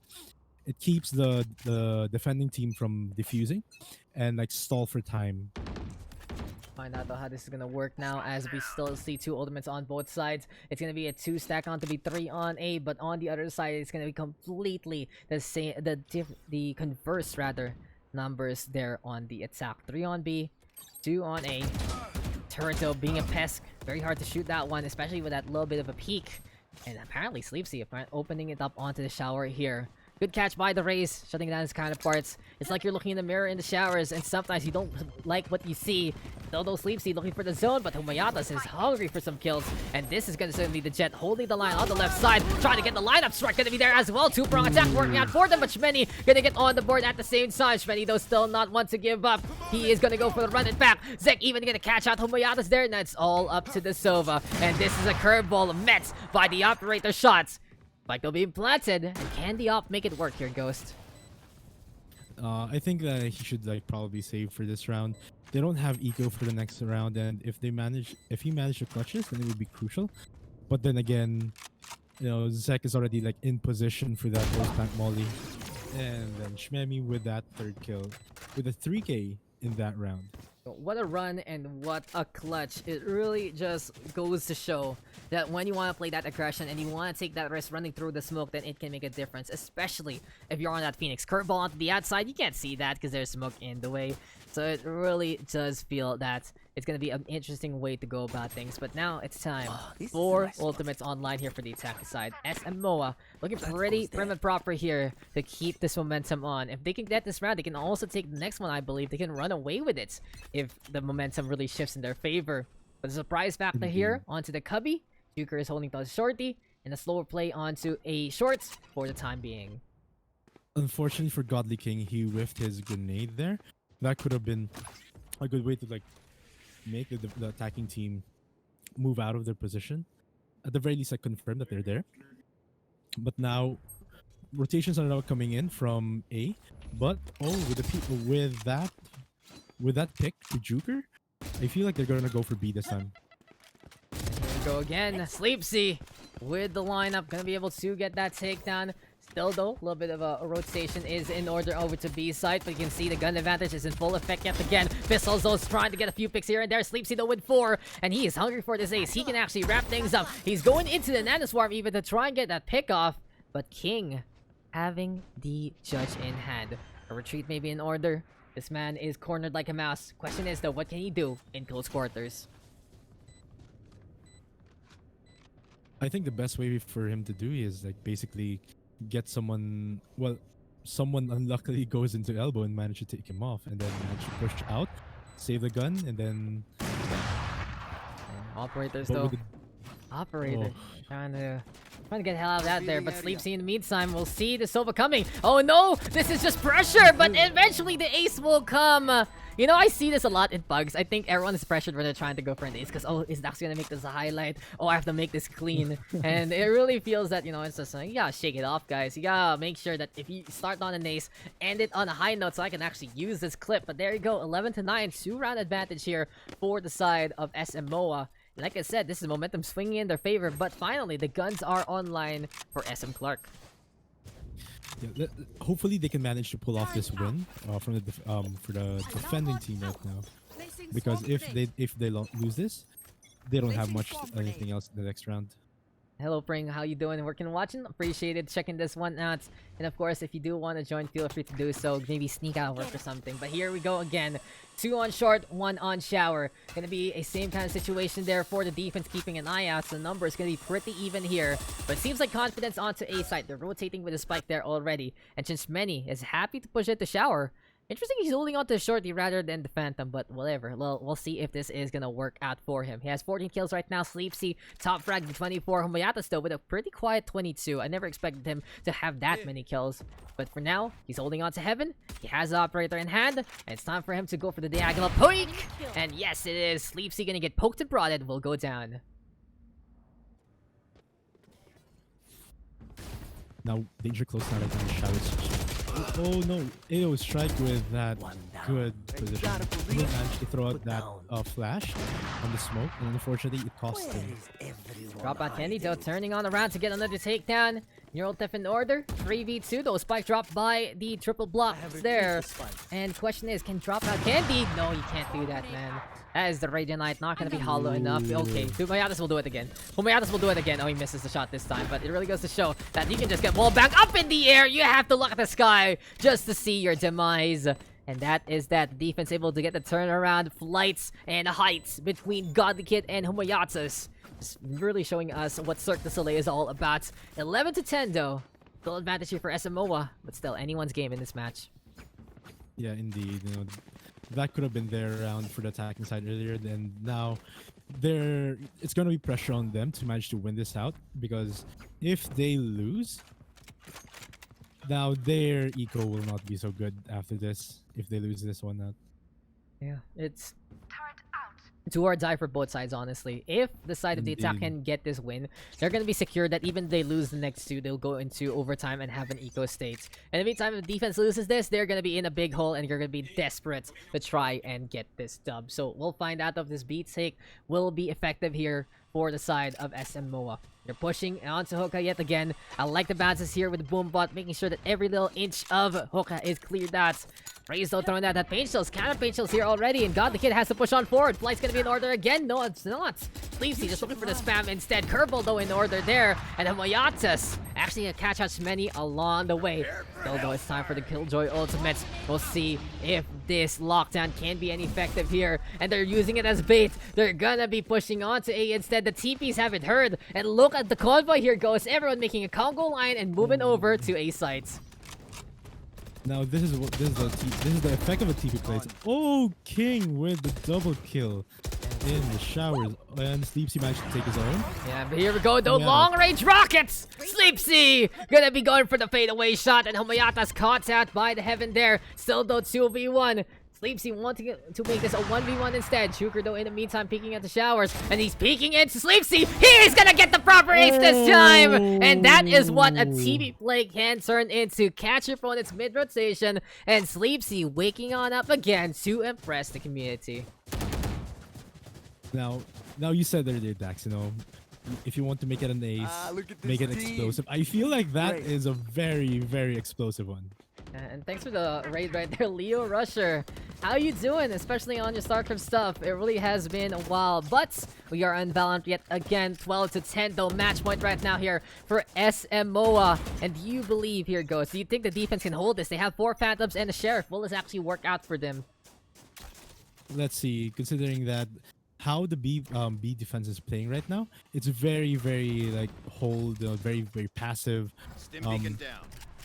And now the rotations are coming in right now, considering that they know it's a B push. Yeah, curveball gonna get thrown out Strike though onto the inside. We got two ultimates here for the defense, but Strike doesn't have any of them. And in the meantime, Zek looking to hold that overstrike for a sunny day. But here we go with the Rockets here again. Shpenny gonna get caught in the container, and goodbye to whatever the hell he wanted to do there. Smoke still being dropped 4v4 right now. Hoka being taken here by the attacking side, and they're defending from the back. They're defending from the high ground, and this is Godly trying to go for the peak, but Sleepsy is still a cut above the rest. Orbital strike available here for Zek, but he's not using as of yet. And the knife is there from Dropout Candy. A little bit of a sweet ending there for SMOA, and they will win it at 13-10 after a beautiful streak in those rounds. That was a very like very good whole run by the attacking team. You know, the coordination is there, the aim was there. You know, having that, managing to, especially on the second to last round, that bait really was an effective way to make the defending team like scramble. And a pretty even first half, and then the second one, it was just the side of SMOA looking to run away with it. And guys, I got word from our mods that if you guys do want to join our upcoming last game, which is going to be after the next game, there are still slots available. So if you do want to hop on in, just get into the Discord. You can play Valorant PH PUGS. It's going to be all great anyway. And thank you for the raid as well. As I said to Leo Rusher, I'm doing fine. We're doing some pugs as per usual. Every week we do this anyway. And it was a pretty fun one there, Ghost. But overall, any thoughts on that match? Indeed. Yeah, so I like the fact that when it comes for the SM MOA, the attacking with Zek, I think, um, the way they run their attack, it's very like coordinated now. Like what I said earlier, you know, having combining that Phoenix and Brim smokes. Sorry, Phoenix Flash and Brim smokes is very effective on the rushes, and at the same time, like Sleepsy, having that clearing out the corners, you know, having that raise is very effective on like as much as possible, creating that chaos on choke points, on like even in post ban situations. Yeah, and it does feel that just all that utility usage panning out to a very different degree. And we will call it there for Mr. Ghost. Thank you, Ghost, for hopping on in. Yeah. Are you playing Ba? You should line up if ever. There's still some slots. You should actually just hop on. I think I'm playing in the last round, last game. So I no, think. you should tell them because it's 9 out of 10 right now. You should hop over there. Go, Ghost. Thank you for thank you for your Yeah, session, and thank you so appreciates it. much. And yeah, reserve your slot so you can play for it later on. But thank you guys. Thank you guys Alright, for giving Ghost thank a you, chance. thank you. And I believe we'll be getting Drop Out Candy next. So I'll be able to drag in him. And yeah, go, Right. go. Right. Before it gets full. I got you. Go. I'm helping you, bro. I'm helping you. And there you go, guys. That is Ghost. He's been an amazing guy who's been looking to add up to his repertoire as much as possible. And in a case like this, well, we are gonna get a new co-caster in. It's Dropout. Hello, how you doing? What a knife though? What are you doing? What are you even doing, bro? What are you even doing? You like that last kill? Sure, I'll take it. I'll take it and more. I mean, yeah, we had a pretty fun game. I mean, all of the guys there are pretty chill in in our group, and we kind of just coordinated for picks, and our raise popped off. Yeah, pop off like that, and we need to get Mr. Ghost out of this one. There you go. Come to the spectator. Come. Move over to this part wait. of the lobby now. I'm just waiting on for the team names. Give me a sec, guys, to set things up. So how are you doing, though, Dropouts? Pretty fun game. Pretty good work on that cipher there as well. But our next map will be Haven again. And it's gonna be pretty interesting. But as I said, it was a fun map there on Bind, and it felt pretty even for that first half, right? Oh, it was really a lot of good plays on the other team as well. The Jet and the Rays did a lot of work. Oh wait, did they have a Rays? Yeah, they did a lot of work on their offense side, but they couldn't hold to uh to their defense in the last remaining rounds just because of the clutch moments that Sleepsy did. They kind of their morale kind of just dropped, I think, on their side, and that kind of just clinched us the game. Yeah, and yeah, give me a sec just to answer this. But yeah, it feels that no, there's so many clinches there. And any favorite moments besides that knife there, Dropout? Dude, that one 1v3 clutch into the ace, that was sick, dude. Everything that Raze did in our game, that was a highlight reel, dude. Yeah, Sleepsy, ridiculous. Yeah, he is. I mean, along with the rest of our lineup, I mean, we just did a solid we just had a solid game plan all around, and so yeah. He got two aces there. Okay, we can rejoin Pugs if that's gonna be there. G for the shotcast. Yes, yes, yes, you're here pala. And let's be getting into it. We're just making sure that we can get every single person that we need for our next game in this matchup. I'm just I'm just waiting on to see who is gonna be here for this match. I do believe though that someone is gonna be subbing in for one of the members there for Not So Serious. Medyo Serious versus Not So Serious. Bulgogi, Carlo, Toyrats, Pan, Shock Rizal versus Mabs, Hershey, Scaddy. I think it's gonna be Brock instead of Broy and Max to wrap things up. So can't wait. We got some community staff members looking to play this time. We're having some fun here at a late night session. Gonna be one of our shorter ones though, because we only have this game and the last to wrap things up. And it really feels that anything can happen. Of course, every single time in the pug. See, sometimes you get some interesting stuff here and there, and it really does feel that it feels that it feels like it's such a chaotic time, right, in the pugs, that you don't know these people, but then you get to know how they play. Exactly. A lot of the plays made by all of the teams are pretty much just a slugfest, you know. No no one has a plan. They only know how to click ahead, and that's it, right? It's just all about those clicks. And okay, we're waiting for this one. Give me a sec, guys. Just need to answer a few things. But as we're getting into Haven here, drop out. Give us some thoughts into this third map. Haven, I it was one of the shoutcasting games I did last week. Haven is, I guess, depending on how well the team is, it might be an attacker-sided map because of how the layout's been going on because of how one site can probably be held off by only potentially one person. So if they find a weakness in one of the other team members in the defending team, they might be in a lot of trouble. What do you think, Dax? It feels like it's all about those picks, and it seems like we are going to be getting all our players. It's even the ABC site. Yes, sir. It's the alphabet right there. Now, I'm just going to double check real quick. Where is it? Where is our Pugarinos? Where's a list?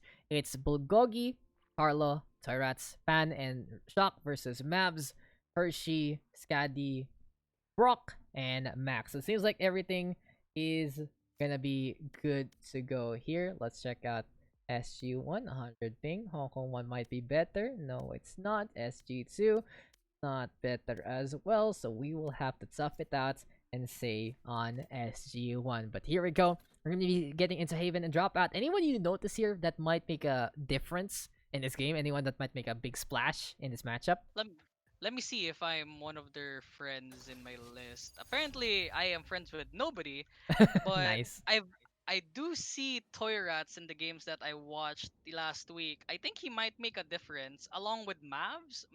Uh both of these teams are probably nobodies to me. What do you think, Dax? Yeah, I mean, for looking at these guys, I do feel that we got the TS boys in effect. I love that we have the community staff, but as we've been talking about, right, every pickoff matters, especially on the attack. And here in Haven, every single kill the attacking side gets really stretches the lines of the defense there, thinner and thinner and thinner. But it's Medyo serious versus not so serious. This is our third and second to last game here in the Valorant PH Pugs of September 10. Next week, I believe it's going to be on Friday as well, because hopefully, I've been hyping something up, and apparently they just told me, well, do it next week. I'm like, well, why did I hype it up last week then? God damn it. But it's no problem. Sabi ko lang guys, there is something coming your way in the Valorant PH community. There's going to be something extra special, especially for next week, starting next week. And I can't wait to talk about it more when it comes out. Yeah, a lot. I mean, I don't know what's gonna happen Yes. next week, but if you announce it, it's probably pretty hype. And yeah, it really just goes to show that it's where we all flock to. It's where everyone flock to, honestly, right? Valorant feels that everyone has gone here from any kind of shooter. Mm, yeah, I kind of relate. Yeah, a lot of people here came from many different shooters: CS:GO, maybe COD. R6, Overwatch. Mhm. I mean, people might have just started like because of it's people play League of Legends and they're like, oh, there's a new game by Riot Games. Oh, might as well just play it, right? So a lot of different origins of how they got introduced to Valorant, and it's a nice thing because we need all the people that we could get because it's a close knitted community. So to say, what do you think, Dax? Yeah, it really is. Everyone is just willing to work together in a way, willing to play with each other, and at the very least, looking to steal some points from each other in the ladder. It's just a second. It's really fun, and I here. like it there. If you have any ping issues, it's probably just the routing of whatever your ISP is yet again being poopy. And as you see on Twitter right now, even the celebrities complaining about PLDT, complaining about Converge, complaining about the fact that they don't have proper internet when everyone's stuck at home. But you know what is gonna get stuck? It's gonna be this 8-6, because it's gonna be time for Mavs to get to the high ground. We'll do the intros later here, Drop out, as this is gonna be an explosive start to this game. Bulgogi will go down immediately. We see the Omen though teleporting away. Torrance in the meantime trying to go for Brawl, but Brock bringing in the frenzy there. Pando in the meantime with the shock dart. Brock gonna get 2 so far. So we're gonna be there though. Pan with a cleanup along the way, and Carlo and Pan looking to work together by the connector here. But it's a struggle and a half. We'll see if Pan can get that kill on the Scotty. Yes, he does. Mavs though with a 1v1 scenario. And the question is, can this be the killjoy? Going for the bait and switch. Dropping down that short here. Drop out. It's gonna be oh so close. And as soon as the smoke dissipates or someone runs on out, that battle will go again. Here comes the push. Here comes the pistols. And in the end, it's Carlo who wins the game. That was a good clutch by Sova when he did the lineup when the Killjoy was planting. The Killjoy died because of that lineup. It was pretty impressive by the Sova, and he got 2 other quick kills after that. So that gave them a chance to actually retake the site and clutch that round. Yeah, and okay, now it's time to drop out. Give me some intros. Who's playing on what for both sides? Not so serious is defending, right? Or Not so serious is attacking. Medyo serious is defending. okay, Medyo serious. We got Pan, we got Carlo, Toy Rats, Bulgogi, and Shock Rizal. And in not so serious, we got Mavs, we got Brock, we got Max, Scotty, and Hershey.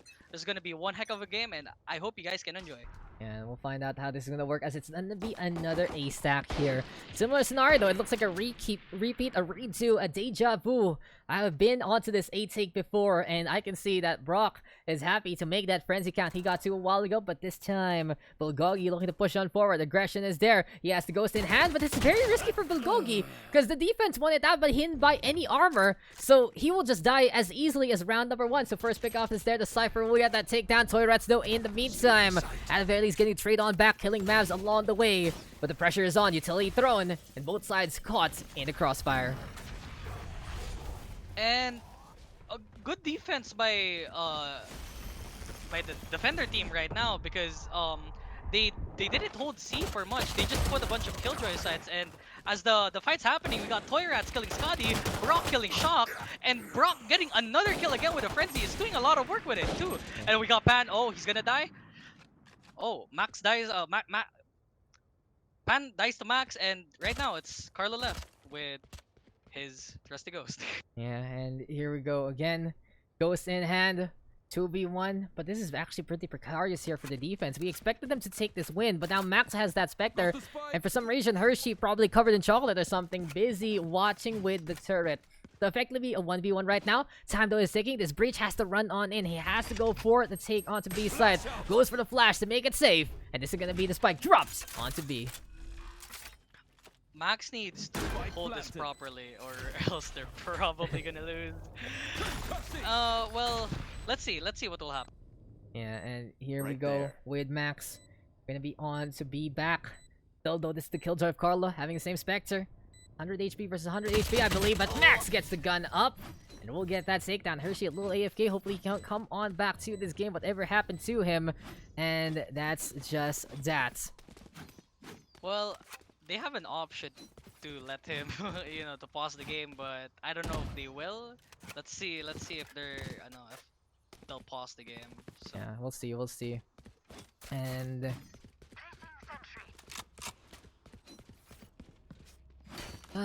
okay, I'm surprised that people don't know that we have two languages. I'm talking to someone right now, and he's basically saying, "How do you cast in Filipino and English at the same time?" It's because we can do it sabay.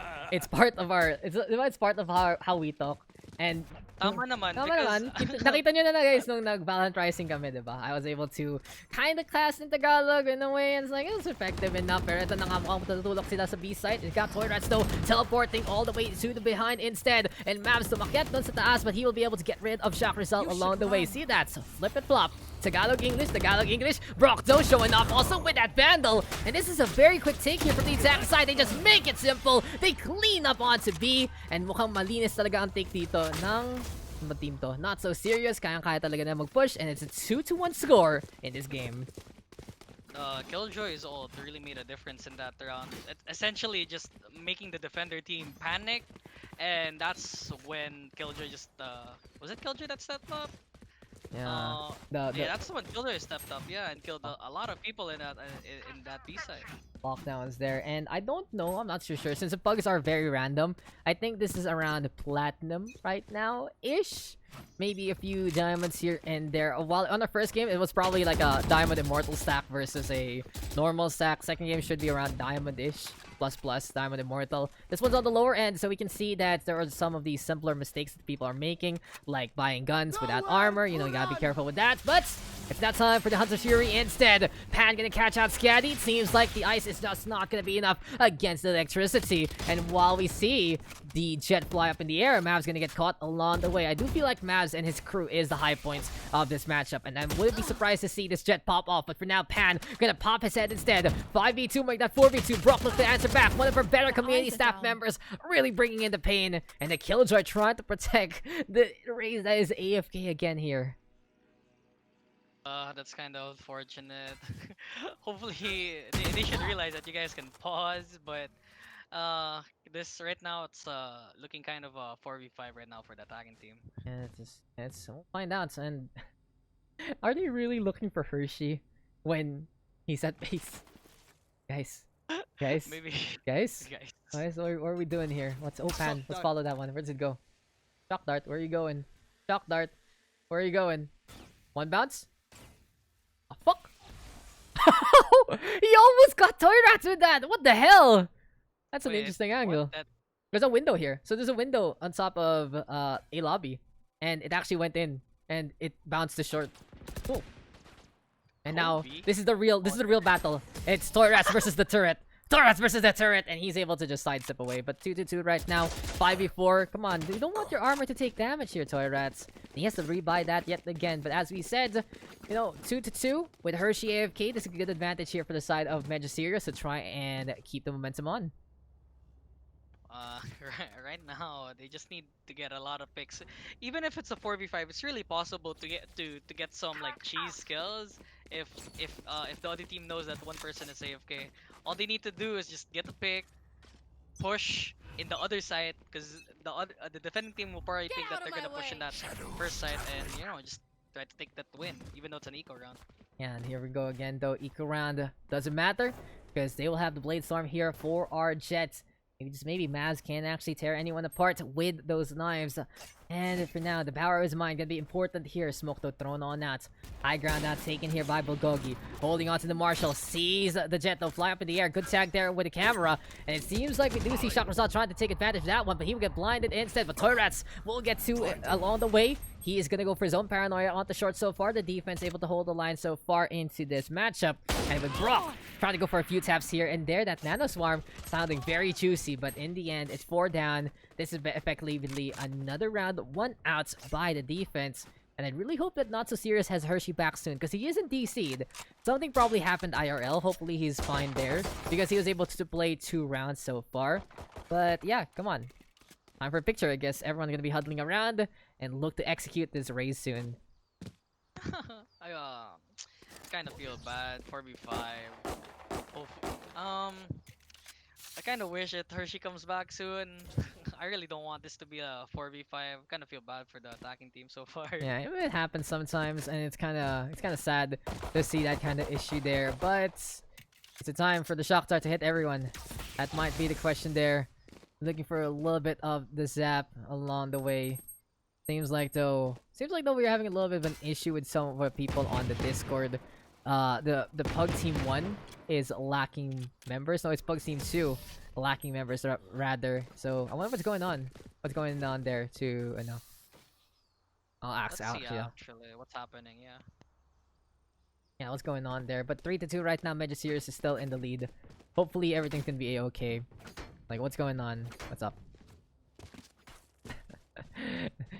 Hey. But hey, it is what it is. And as we are gonna be getting into another round, every single time that the attack loses a member, the disadvantage just grows and grows right here. Dropout. It's a little too much to handle for them to have to deal 4v5, and it gets even worse when it's a 3v5 slate. But Bulgogi, interesting spot with the camera, puts it by the logs there that has been broken around alongside whatever has died here on Haven. Dolo spamming order shot result, trying and get a few shots here and there inside the smoke.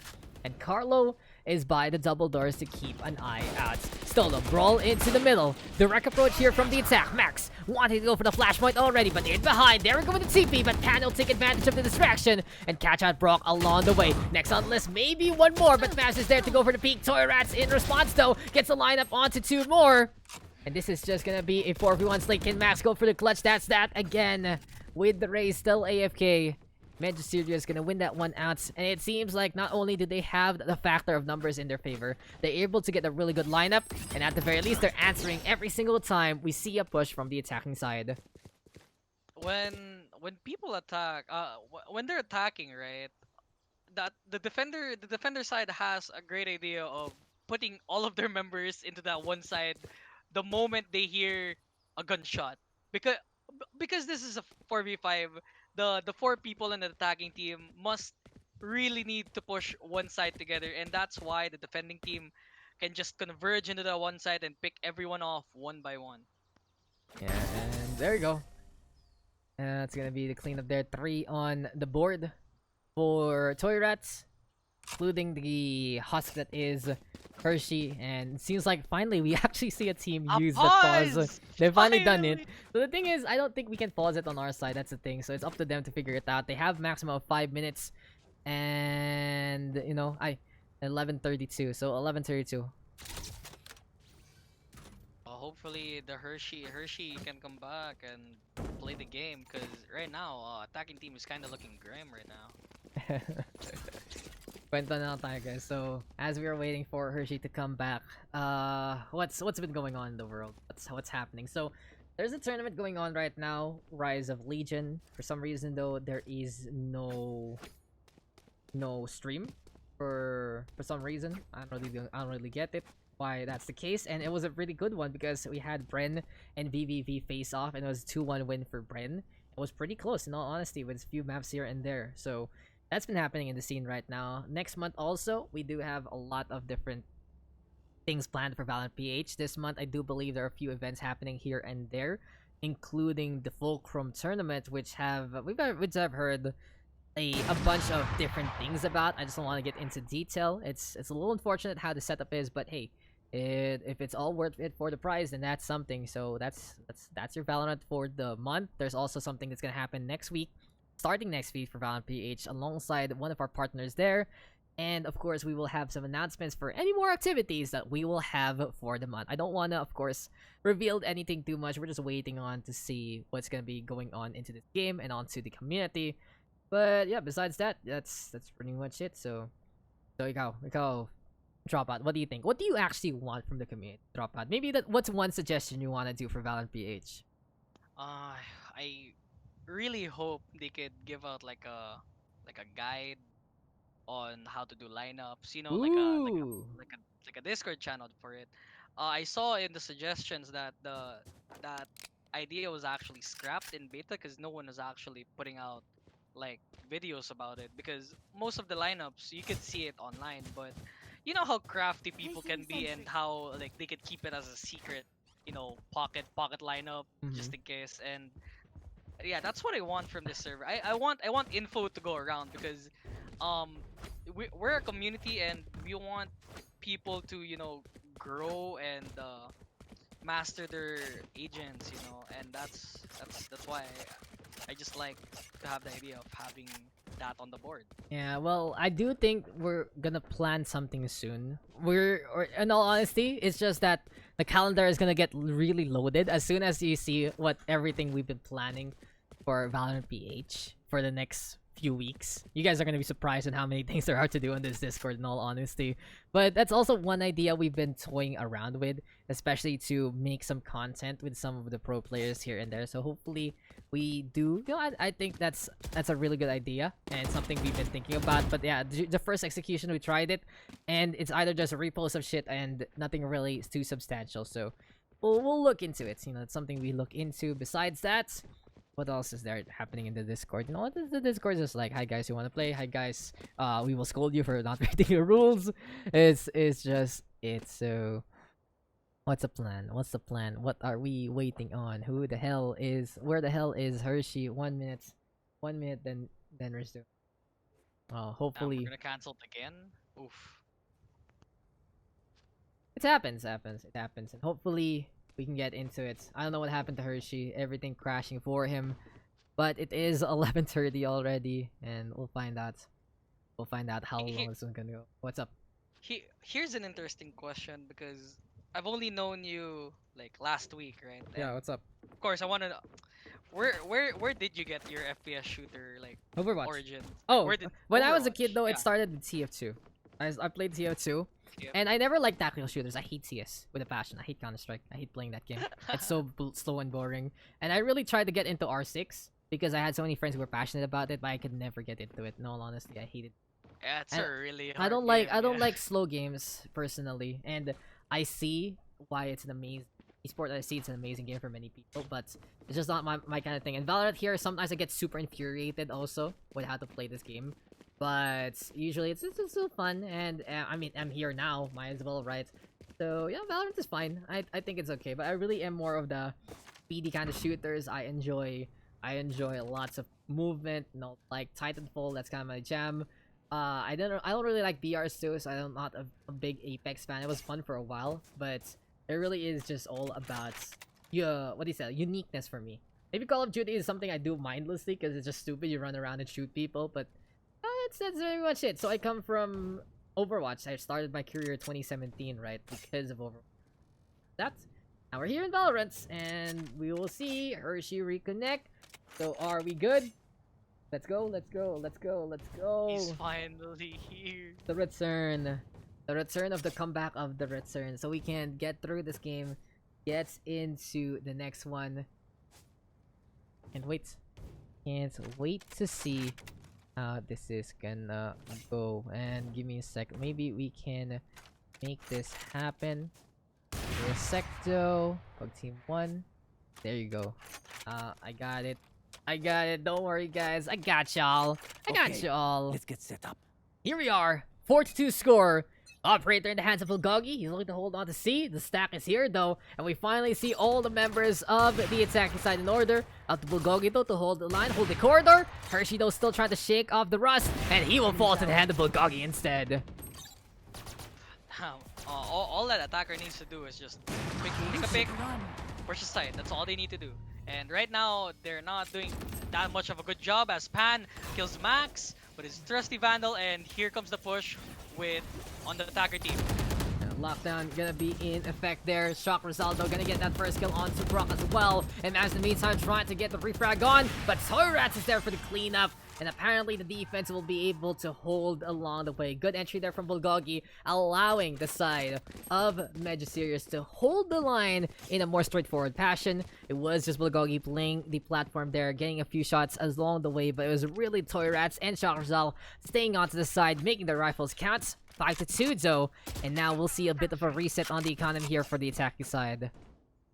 Even though the Cypher isn't really doing that much of the work, every pick counts in this match, and a 4v5 coming out of that A-long pick is really, really valuable for the defenders, because even though they get traded a bunch, Toyrats and Pan can Revealing just area. clean up, and that's what happened that round. Yeah, Shock Rizaldo is going to be holding on to A-Link. Interesting spot here for the Brimstone. Going to be playing very far back. Seems like though the stack is on to B this time, and with that boombot being thrown out into the open, here we have the transition, and that's a pretty fast run there from Hershey. But Pan and Max with one apiece. Here we go with Toyrats also getting on the board. Still though, the flights are in order, and this is Hershey throwing it down to get rid of Shock Rizal there. 3v3 right now. This is gonna be a pretty good detain though, and they should be able to capture Hershey, who's way too close to that radius. Time though ticking. Here comes the neural theft. Do they go for the stick though? Yes, they do. They will get it as Scotty gets that kill in response. But in the end, it's all about the objective, and it's 2v2 that leads to another round. That was an unfortunate headshot by Scotty. All he had to do was shoot him twice, and unfortunately, it only hit once on him, and he died at the last second when the defuse was down. So unfortunate for them, but there is a little hope for the attacking team because that push was fantastic. They used a lot of their ults properly, and all they needed to do was clean up, and unfortunately that wasn't the case. Well, here we are. Ultimates are going to be online here for the defenders. Toyrats though has been doing an incredible job on that Omen, and it's just all about how Toyrats can maybe hold the flank here. For now though, Mavs on the jet still. Bladestorm is available. We see the initial Hunter's Fury. And Pan taking his sweet time, only gonna get 2 shots from that one. But the high ground being taken by Bulgogi. He wants to play up in heaven, but there is a smoke in the way. Maxo in the meantime with the entry there gets rid of Shock Rizal. And Pan will take ahead. Shots there, but it's still him surviving. Toyrats gonna be in position. Here comes Mavs though with a dash on in. Bulgogi actually gonna get one of his more. And Ascadi sees the white hat there tipping on over. It's still not gonna be enough. 3v2 though. The attacking side trying to hold with the Killjoy as well as the Omen. Brock though with the lineup he gets to. And now it's up to Gogi to play it clutch. Excellent hold by Brock right now. He's really stepping up for the attacking side because right now, the stats aren't looking too great for the attacking team, but Killjoy doing a lot of work. And there you go, Scotty. We'll wrap things up. That's gonna be a pretty solid cleanup there. Seems like the attacking side with their 8-tick looking a lot better than everything else. Good smokes along the way, getting the shutdown there. And now with a 6-3 scoreline, Toyrats and the rest of the crew looking to, at the very least, figure something else out in terms of their retakes. They got lined up a while ago. It was just very dangerous there, as that was a really good burst from Brock to get those 2 kills. I didn't even know there was someone behind him there, dropouts. But for now, at the very least, tempo is shifting, and we will see a little bit more of a fight into this game. Hopefully the attacking team can find a way to get these picks, because right now it's looking grim as Bulgogi kills Mavs in the A-long pick. And it's looking pretty grim as the Brimstone ults in mid. Gets nobody so far, and they're going to the garage push. Breach in Killjoy, getting inside, gets the pick, Max gets Carlo, and they're looking right now for a C take. And here we go again, Max right now throwing down that flash. We'll find out if it's gonna work out for them. Pando in the meantime, catching out a Max in response. And for the time being though, this is a pretty simple C push here on the attacking side. Unfortunately for the Killjoy, he's already dead, so he can't drop down those nanoswarms that can be very effective in a fight like this. But the shock darts are being thrown, and we will see if Pan can get more intel for his team. No more. And he gets one though. Brock will go down. Quick little TP there. And Hershey able to get the lineup in time. Still though, another TP in effect. Here comes the Omen as well. And Toyrats again.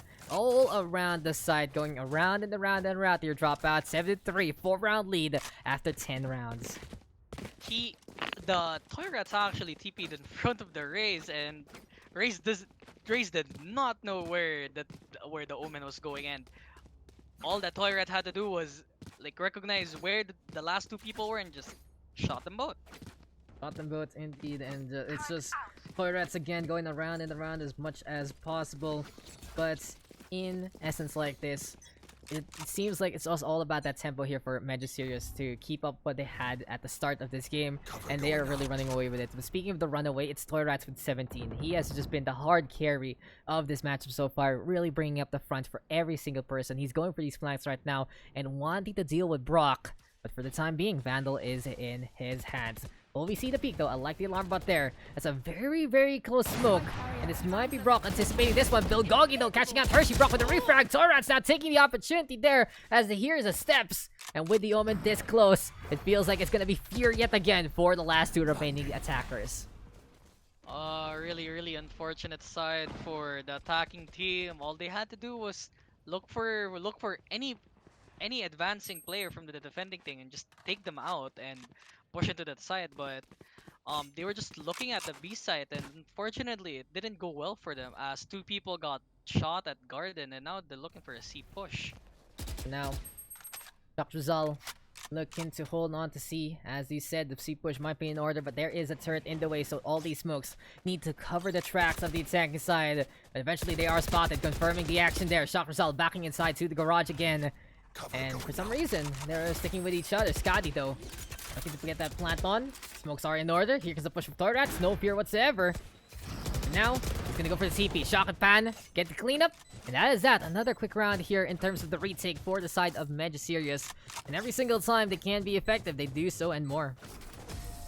The defender team is really taking a lot of risk right now by pushing out, and it's currently working for them because they know they have a round lead, and even if they die, they know that everyone in their team can probably step up and fill up in their place. So because of the risky plays that they're getting, the attacking team is getting caught off guard with these picks, and right now it's looking a bit bad for Not So Serious. Bits of a difficult time, that's for sure. So, Not So Serious, they're already down a man for a while. This time, they're just down on whatever kind of play Medyo Serious has established for them. Mamsto just hopping on around. He has the Vandal in hand. He wants to make sure he can go for the push, but this is just Torrats playing very close. Dark cover though thrown. This might lead to a peek. And Mavs hesitating just a little bit, and he will get punished there. 3v5. Here we go though with Taz lockdown. Torrats coming in from the flank yet again. Here comes the Hunter's Fury. But the thing is, this Omen is pushing. This Omen is going for a kill. But Scotty is there to answer on back. So a quick little cascade along the way. A-Lobby gonna have that bomb so far. And this is the Omen as well as the Killjoy stuck by the A alongside. But Brock doesn't care. He's pushing forward. And he will get trapped by Bulgogi. And it will lead to his demise. That's a really smart camera spot. I'm gonna learn that. That A camera is really sick. They did not know where the camera is, and they just waltz in, and that's what happened. Carlo takes the last pick, and right now it's 9-3 for Medyo Serious. Yep, that's a 6-round lead here for the side of Medyo Serious as we go on over to the attack instead. And they can make this quick if they do get that initial momentum. And it really has to be all about that Omen and that Sova. Torres and Pan with 35 kills out of what? They both have individually more kills than the last 3 members. So it really feels like the step-up game is strong here from Torres and Pan to keep this one up. In the meantime, Joe, here for Brock and the rest of the crew, I really gotta commend Brock with how he's just able to play things out here and there. Frenzy, again, is something he's very comfortable with. But this defense is going to be interesting. 2-1-2 with 1 on B. We'll see if this is going to work out here, dropouts, as we are going to be getting into another round here on the second half. They need to hold this A push because right now it's currently going to be a stack in that A. Hopefully they see the recon bolt. Well, location revealed for both players. Bogo gets the first pick over to Hershey, and right now Brock, the only one in the site, their team members about to rotate right now, and a lot of things happening, and right now it's just currently a slugfest for Medyo Serious as they're taking out the members of Not So Serious one by one, as Max gets a really sick peek on that ghost, but unfortunately Toy Rats gets that last kill and gets the round for Medyo Serious. He lines it up. He just puts it on that temple of his opponent, and he just shoots that gun. Makes it a very clean headshot along the way. Still though, we know we're not done yet, ladies and gentlemen. We continue on into this game. It feels like anything can really happen in a setup like this. But the economy is in favor of the attacking side so far. It is going to be a lot more difficult here for Brock and the rest of the crew to try and hold with lesser guns, but it seems like the plan of action here for Medyo Serious: play Ghost, just play a Sheriff, and work from there. Very risky though. Going for a second pistol round means that you have the same odds as you did before. You're not going to be able to take advantage of that, but if you do it again and win it in the same way, then you might be able to figure something out. But speaking of figuring something out, Hershey doesn't care. He force buys out the Spectre, and this might be the biggest game changer in this round here, Dropout. hopefully Hershey gets a lot of picks with that Spectre, because right now the entire team of the attacking side only has ghosts and light shields. Unfortunately for Fan buys full armor, but oh, Brock right now, sick headshot. Hershey gets with a Spectre kill, and right now it's looking kind of a good situation for the defending team. Yeah, this is As Shock Zal gets that pick into Scotty, and Hershey pushing in with a Spectre. Right now, that Spectre pick is doing a lot of work for their team, and wow, they actually got that round. That's Wow, it. good job for them. They got the Spectre. They're the ones who took the risk, and it pays off for them. Very questionable there from the attacking side to not buy any single gun. Every gun going for the save. We see even a situation. There was just that no armor slate. And why would you even do that when you win that first round? You do want to make sure that you can, at the very least, keep it upright. You want to keep that momentum, or else you're wasting whatever the hell advantage you got in the first place. But at the very least, we got some rifles here. Torres, though, in the meantime, playing a sheriff as well as some armor. And this is going to be a good one here for the defense, because they're good to go with some Spectres with some rifles as well. They got to be careful, though, because it did cost them a bit of an investment on that last round. And they have to make sure that they can keep up their tempo to stay in this game. Well, even though they lost that round, the situation is still the same, because the attacking team can still buy rifles, right? But because of that little momentum that they got from that pick, they could do a lot of things. But as Toy Rats kills Brock, right now it's looking for a C push for Medyo Serious. Here we go again with Mavs trying to push Medyo Serious, though, in the meantime, all the way on C. And we'll see if Not So Serious can actually hold here. Bulgogi, though, catching out Scott immediately. Lines it up to get a headshot onto Max as well. 2 on the board here for the Cypher so far. Rotations are in order. 3 are already down here for the side of the defense. And it's quite a struggle indeed. Hershey and Mavs, Spectres in hand. Can they even get anyone close enough? That's the question. Mavs, though, looking to find an opportunity here. Maybe he can get a peek. The camera says no. And the Cloudburst is there instead. Oh my god, that was unfortunate for Hershey. He got the biggest advantage on the Toy Rats, but unfortunately Toy Rats got the better of him, took the headshot, and Shockers all as they kill Mavs. It's looking for an 11-4 lead. 2 more rounds for Medyo Serious to win this game. They're not done yet. Still 2 rounds to go. And Medyo Serious can actually run away with it if they can get the momentum here. Question is, though, how will they do this? How will they be able to execute? It seems like, though, the whole plan for the attack is just to go straight into a point. And they haven't really done too much setups. There's a few smokes here and there. But it's just been them able to walk all over their opponents. And it has been a way to go for them to begin with. But Bulgogi just gonna be throwing down that tripwire there. In the meantime, the 2 Omens dueling already. And Torats will take that opportunity to get the shot and step all the way to the other side of the garage. Scotty will go down immediately. And we do have our breach, though, of Max keeping an eye out. Sheriff, though, in his clutches. DP might be in effect here. Here we go, though, with the From the Shadows. And, okay, Torats just using that as a baiting himself to allow him to get another kill. That was a 300 IQ play by Toy Rats, teleporting just right behind. Even though they don't have any information, they could just do whatever the hell they want. Oh, Mavs, though, taking that pick on Toy Rats, and right now it's looking for a 1v4 situation for Medyo's not so serious. I don't think Mavs might be getting the angle here. He's been struggling to really get the initiation on. And Pan is one pretty scary with all his guns. He's just whipping out the pistol, though. He's going for the brawl eventually, though. Pan whips out his own rifle. 12-4 match point now for Medyo Serious. And yeah, just really unfortunate for Not So Serious, because of that momentum shift that happened with that AFK, that kind of gave Medyo Serious the upper hand in the first few rounds. That probably was a great factor into why they're gonna win this match. Not because, like, I mean, I don't wanna disrespect Toy Rats or anything, but like, he's been popping off, right? But Still like, fact, right? just just a fact. But like, a 4v5 is just really hard to play with. Even in my rank games, playing a 4v5 is really difficult. Just the numbers do factor in, and the fact is, Hershey wasn't even out of the game. He was still there, and now he's caught by the turret, and this will immediately make the Brimstone turn around. Shock Rizal looking to zone that one out with a molly along the way. Still though, quick low push onto A. Everyone is taking the site and more, and Mavs is the one trying to play sneaky instead. Up on top, spraying and praying. Doesn't get the shot whatsoever, confirming that someone's up on top there. Japan in the meantime is at the very least looking to get the lineup here. Does he actually catch out Brock? No, Brock again through the smoke. Defense right now gonna get 3 on the board. And it feels like it's more of a clown fiesta around here from the attacking side. Bugogi though with the lineup gets a tap onto Mavs. Here we go with Carlo coming in from short as well. Scotty will get that takedown. This is the Killjoy trying to get the hell out of there. Can we see the lineup? It's not gonna happen. Max will get that kill. And sure, the defenders will survive, but the money is still in favor of the attacking side.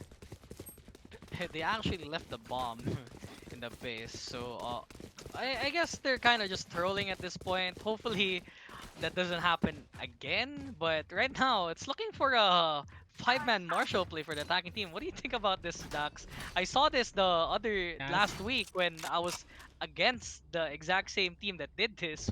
What do you think?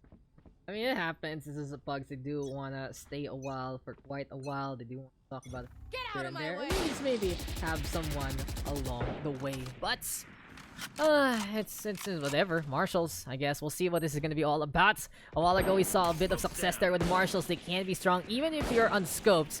And it might be Torres and the rest of the crew trying to make this work, but Max will get that takedown in response. I do like a little bit of the fun though on the Pugs that when there's a bit of a stomp, they do go for these spike rush rounds, like I like to call, because everyone uses the same gun. And in essence, we'll see if Bulgogi can actually keep an eye out here on short. They're all holding close though by the link and by the garden there, and the lobby itself is filled with the members of Medyo series so far. Renado, I'll keep an eye out, and with the high ground being taken here by Mavs, Bladestorm is in hand, maybe he can go for these long range kills. Oh, he misses almost all of his shots. Hopefully he could get a pick in this heaven. As 3 of them are just looking at window right now with a Marshall. Might be a plan for the other team though, but as Mavs kills Bulgogi with a Spectre, it's kind of looking for a good situation for just not so serious, as Brock planning to use that ult, but instead opts to use the Swamp Grenade instead to distance the players from actually peeking out, because now they know they're stuck in a long. You know what the offense is doing right now. Brock actually killing Carlo, who's just hopping around inside the Nanoswarm, and you know that's that fan at least gets 1 kill. And you know it's okay, whatever. Then they're gonna just be looking to waste these time. What a headshot though on the Mavs, but it's still the same effect. These Marshals don't work. Medyo serious now, gonna still be on match points. They're giving some rounds away here to the side of not so serious, saying like, hey, you guys want some rounds? Here you go, have some candy along the way. But it just feels that if the moment we see not so serious have to deal with rifles on the other side, it might be the game changer that will allow Medyo serious to take that win. But we do have an operator here for Max. He just wants to line it up, get those takedowns, get some good practice along the way. Classics though in order. It's armor as well. And yeah, it's an eco round here for the side of the offense. Classics? Well, I haven't seen this before. With full armor? I mean, they could do something about it. They got B for free though, and They plant? they just plant. Well, the thing is, it's another 5v4. We see Hershey yet again disconnect, unfortunately. And it really just goes to show you that Canado stays in issues, but Flora is trying to go in behind, but Scotty is there to keep an eye out. Max is gonna get another flurry of kills as well. And it just doesn't matter, in all honesty. It's Carlo all alone. Bulgogi trying to play in the garage. We see some spam here and there. Bulgogi actually catching out Brock. And now it's time for him to get that gun. Carlo, though, with a kill onto Max, Mavs, and Scotty. Able to wrap up the stragglers there. And, you know, it's another victory. Doesn't really matter, though, because none of these rounds gonna be any substance, because they're just handicapping themselves for no real reason. And, yeah, 12 to 7. 5-point advantage still. Question is, when will the attacking side finish this game? Play the game. I wanna see the next map. Okay, shorties this time. So shotguns, whatever. We'll find out. So I got a question for you, Dropout, while all of this is happening. What's your favorite gun in Valorant? What do you like? What do you like using as much? God, at first it was the Phantom. No, actually, no. It was actually the Bucky at first, because when the game was out, I I was a shotgun I know player in CS exactly actually, and I was just using the Nova a lot, even though it was like around MG level. Yeah. And in this game, the Bucky just gave me a lot of opportunities to kill everyone. But as the game's happening, Mavs kills two people, and it's a 2v1. I don't really care about the game. I care about your story more. Is there a? Is there a? Okay, okay, Is there okay, okay, a? okay. Okay, okay. That's not. We're done. By the way, I think. Okay, Oh we're no! done. Hershey Oh, has a he's gun. Never back? mind. Never mind. It's gonna get interesting. So Hershey reconnects at the right time. Shock Rizal has 10 HP, and he's gonna go blow up A-Link. But Hershey is just waking up from the cryogenic chamber here as we're talking about the shotgun. I didn't know there was a shotgun roll in CS. So what the hell is that? That's new. That's new. It's it's not really a role Okay, per okay. se. It's just that when you You can play, stop there. It's when you okay. play. It's okay. You can stop there. It's Okay, okay, okay. that tells you all of that. But here we go now. Hey, Shock Rizal has the angle and he wins. He actually won. Okay. No. That's that. Ninja Series will take that win. They weren't serious at all for those last rounds, but in the end, they were still able to win it. But it was just them taking that handicap and running away with it easily tearing apart. Not so serious, but there were a few rounds there that did have a good factor on their skill. And Torres himself with 30 of those kills, eco rating 129, big MVP into this game. And, you know, it's pretty fun for a while. And even though we saw just a Clan Fiesta in the end, it was still a great showing there from our Omen especially. Well, yeah, 30 bomb. It's a big deal right now. Yeah, I hope. See, I told Toyrats. I saw him in my matches, and yeah, I hope he improves more because he's popping off. He popped off this game. Yeah. Yeah, and what could have been there for Hershey reconnecting, and he's just like, guys, I'm still here. Oh, wake up, guys! He's still here. He's gonna go for the rifle, but then he gets surprised by Shock Rizal. So highly unfortunate, and you know that's. And we'll be getting into our last game in just a bit. You can stick around for this one, Dropout, if you want to cast this one too. Let's go. And let's go for our last game, guys. So next week ulit. Let me just say that on the Pugs chat. And who do we got here? What's our last game? What is our last map? We are going into Ascent. And we got Drap shots and one tappers against one another into this next game. I hope I could see a good match in this last map because I have one of my friends here. Fetish. What a great One of the name. people I you go ask him about that name because I just told him that about pugs, right? And he was like, "Oh, sure. I should join because like right now like we need all the people that we can get, right? Yeah, I mean, just And go for it. it's a great, yeah, it's a good opportunity for people like him to actually like improve their skill and like meet up with other people, and that's what's happening right now. He's teaming up with let's see, Zek, Legit Abyssal, Aika, Fetish, and Austin. That's for Ooh. team Drap Shot. And for team 2, we got Ghost, Gamer651, Revenant, Cyan Blue, and Shmeni for one tappers in defense side. Uh, So, what do you think about these two teams right It's the now? power of power versus the power of friendship. The thing is, Ghost though is on the other side, so he's already selling out his teams, his friends probably Zek, Legit Abyssal, and Aika. He's like, okay, guys, this is what they're gonna do. And you know, we got Gamers, many together. Cyan Blue, welcome to him as well. It'd be pretty interesting because we saw a lot of good things there from Revenants, and this is the first time Abyssal and his crew gonna be together again into the Pug session. Aika looking to make an impact into this one. We got Fetish, as you said. Can't wait to see what Austin has in store for this game. And our last map will be Ascent, which is going to be an interesting one because it's one of our smaller maps. It's faster to get those rotations on, and we'll find out it can be a difference there. And you know, that's what this one is all about. Brock PH though, GG to you too. I love the lineups there, and Ika Bissell. We're back with the Ika Bissell fan base. Sali ako, Daks. You already joined Bulgogi. You were already there. So as we are waiting for everyone else to get into this game, we're just gonna think about what's next here. So Ascent. Anything you know about Ascent here, Dropout?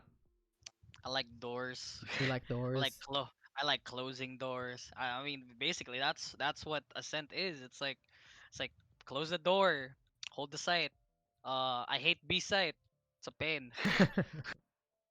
Ay nako. It's fun though. I hated myself in all honesty.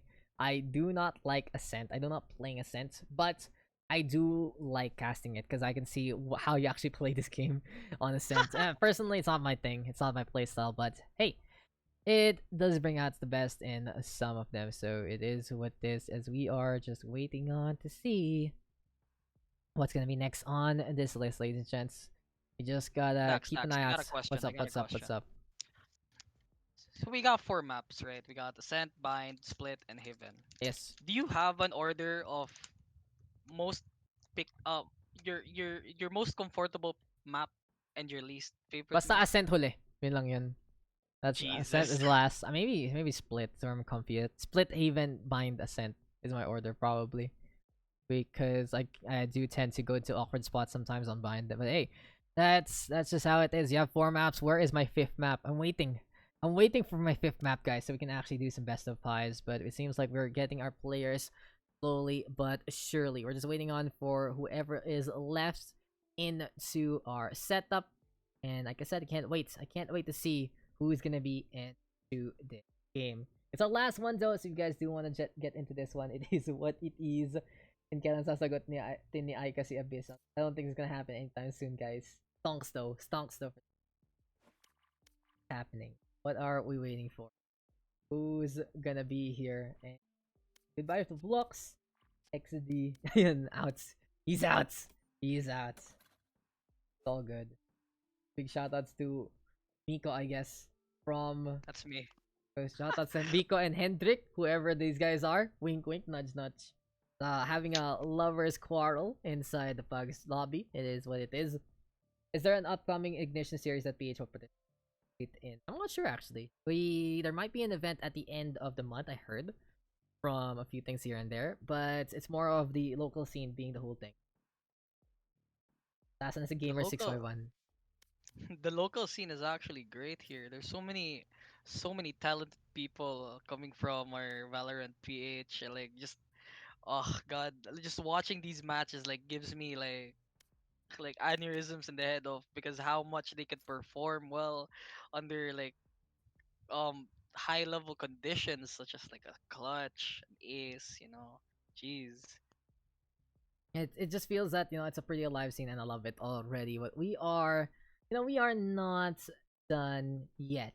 We are still gonna be getting into our last game, and finally we have all our players into this match. I think Aika, Abyssal, Zek, Austin, and Fetish, as we said, versus Ghost, Gamer, Cyan Blue, Shmeni, and Revenant. How about you though? Any predictions maybe onto a final score for this game? Let's see. Because of how I saw Fetish play, Zek is also on the other team. I could probably see 13-6 for Aika's team. What do you think? Wow, I can team winning at that. I can say it might be the converse. I think Gamer's team might be able to get the 13-6 right there into Ascent. We will see though the side of Gamer and Crew to be on the defense first, and we'll figure out what kind of momentum this whole match is gonna be taking. As we will go into our 4th and final map for the night. It's a shorter session here. It's kind of like a mini pug in a way, but it's at night and we started around what 9:30. It's only 12, so it's one of our shorter sessions today. Like I said, guys, I had to be late because I had something to do. I had work to do, and now we are back. Always wanting to have that Thursday session. I can't make it to Friday tomorrow because I also have something at night as well. So, it's like, whatever. Let's just do it now. Let's just make it happen. And it's been pretty fun, even though it's one of our shorter sessions. As we said, more and more events are going to be coming your way very soon. So I can't wait to be part of that, to be parts of your routines here in Valorant PH. And we'll find out how this is all going to go, as it is now time for map 4. So any compositions here, perhaps, dropouts that you might want to see on Ascent? Give me a Sova pick. Give me a Brimstone pick. Give me I want to see Breach. Breach's buff has really been good this patch, and I want to see more Breach players come out in Pugs, and hopefully right now I haven't seen the teams yet because the game's loading. I hope we get a good lineup for both of these teams, and right now I do not see a Breach, and I am now disappointed. Yeah, well, life is full of disappointment, and that's what that's what every day is all about. Ugh. But yeah, ghosts are gonna be in hand here for the side of defense, and take it away here, Drop Bats. Who's playing on these two teams? Okay, for Team 1, Drap Shot, we got Zek, Legit Abyssal, Aika, Fetish, and Austin for attack. And we got Ghost, Gamer 651, Revenant, Sign Blue, and Shmeni for one tappers in the defending side.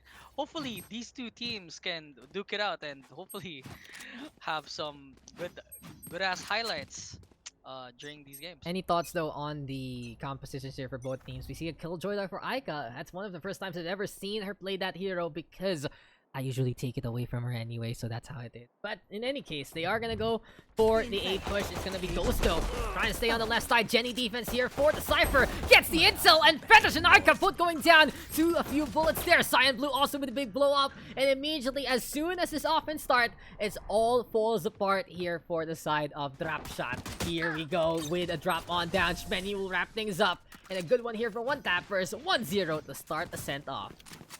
Yeah, Ghost held that spot perfectly. Those A trips, I do those a lot in as a Cypher player in Ascent, because like holding A with Cypher is really good, and with that he got like 2 quick kills, and it basically was just a bloodbath there for Ika's team. And welcome here to Cyan Blue. I think this is the first time we've seen him here.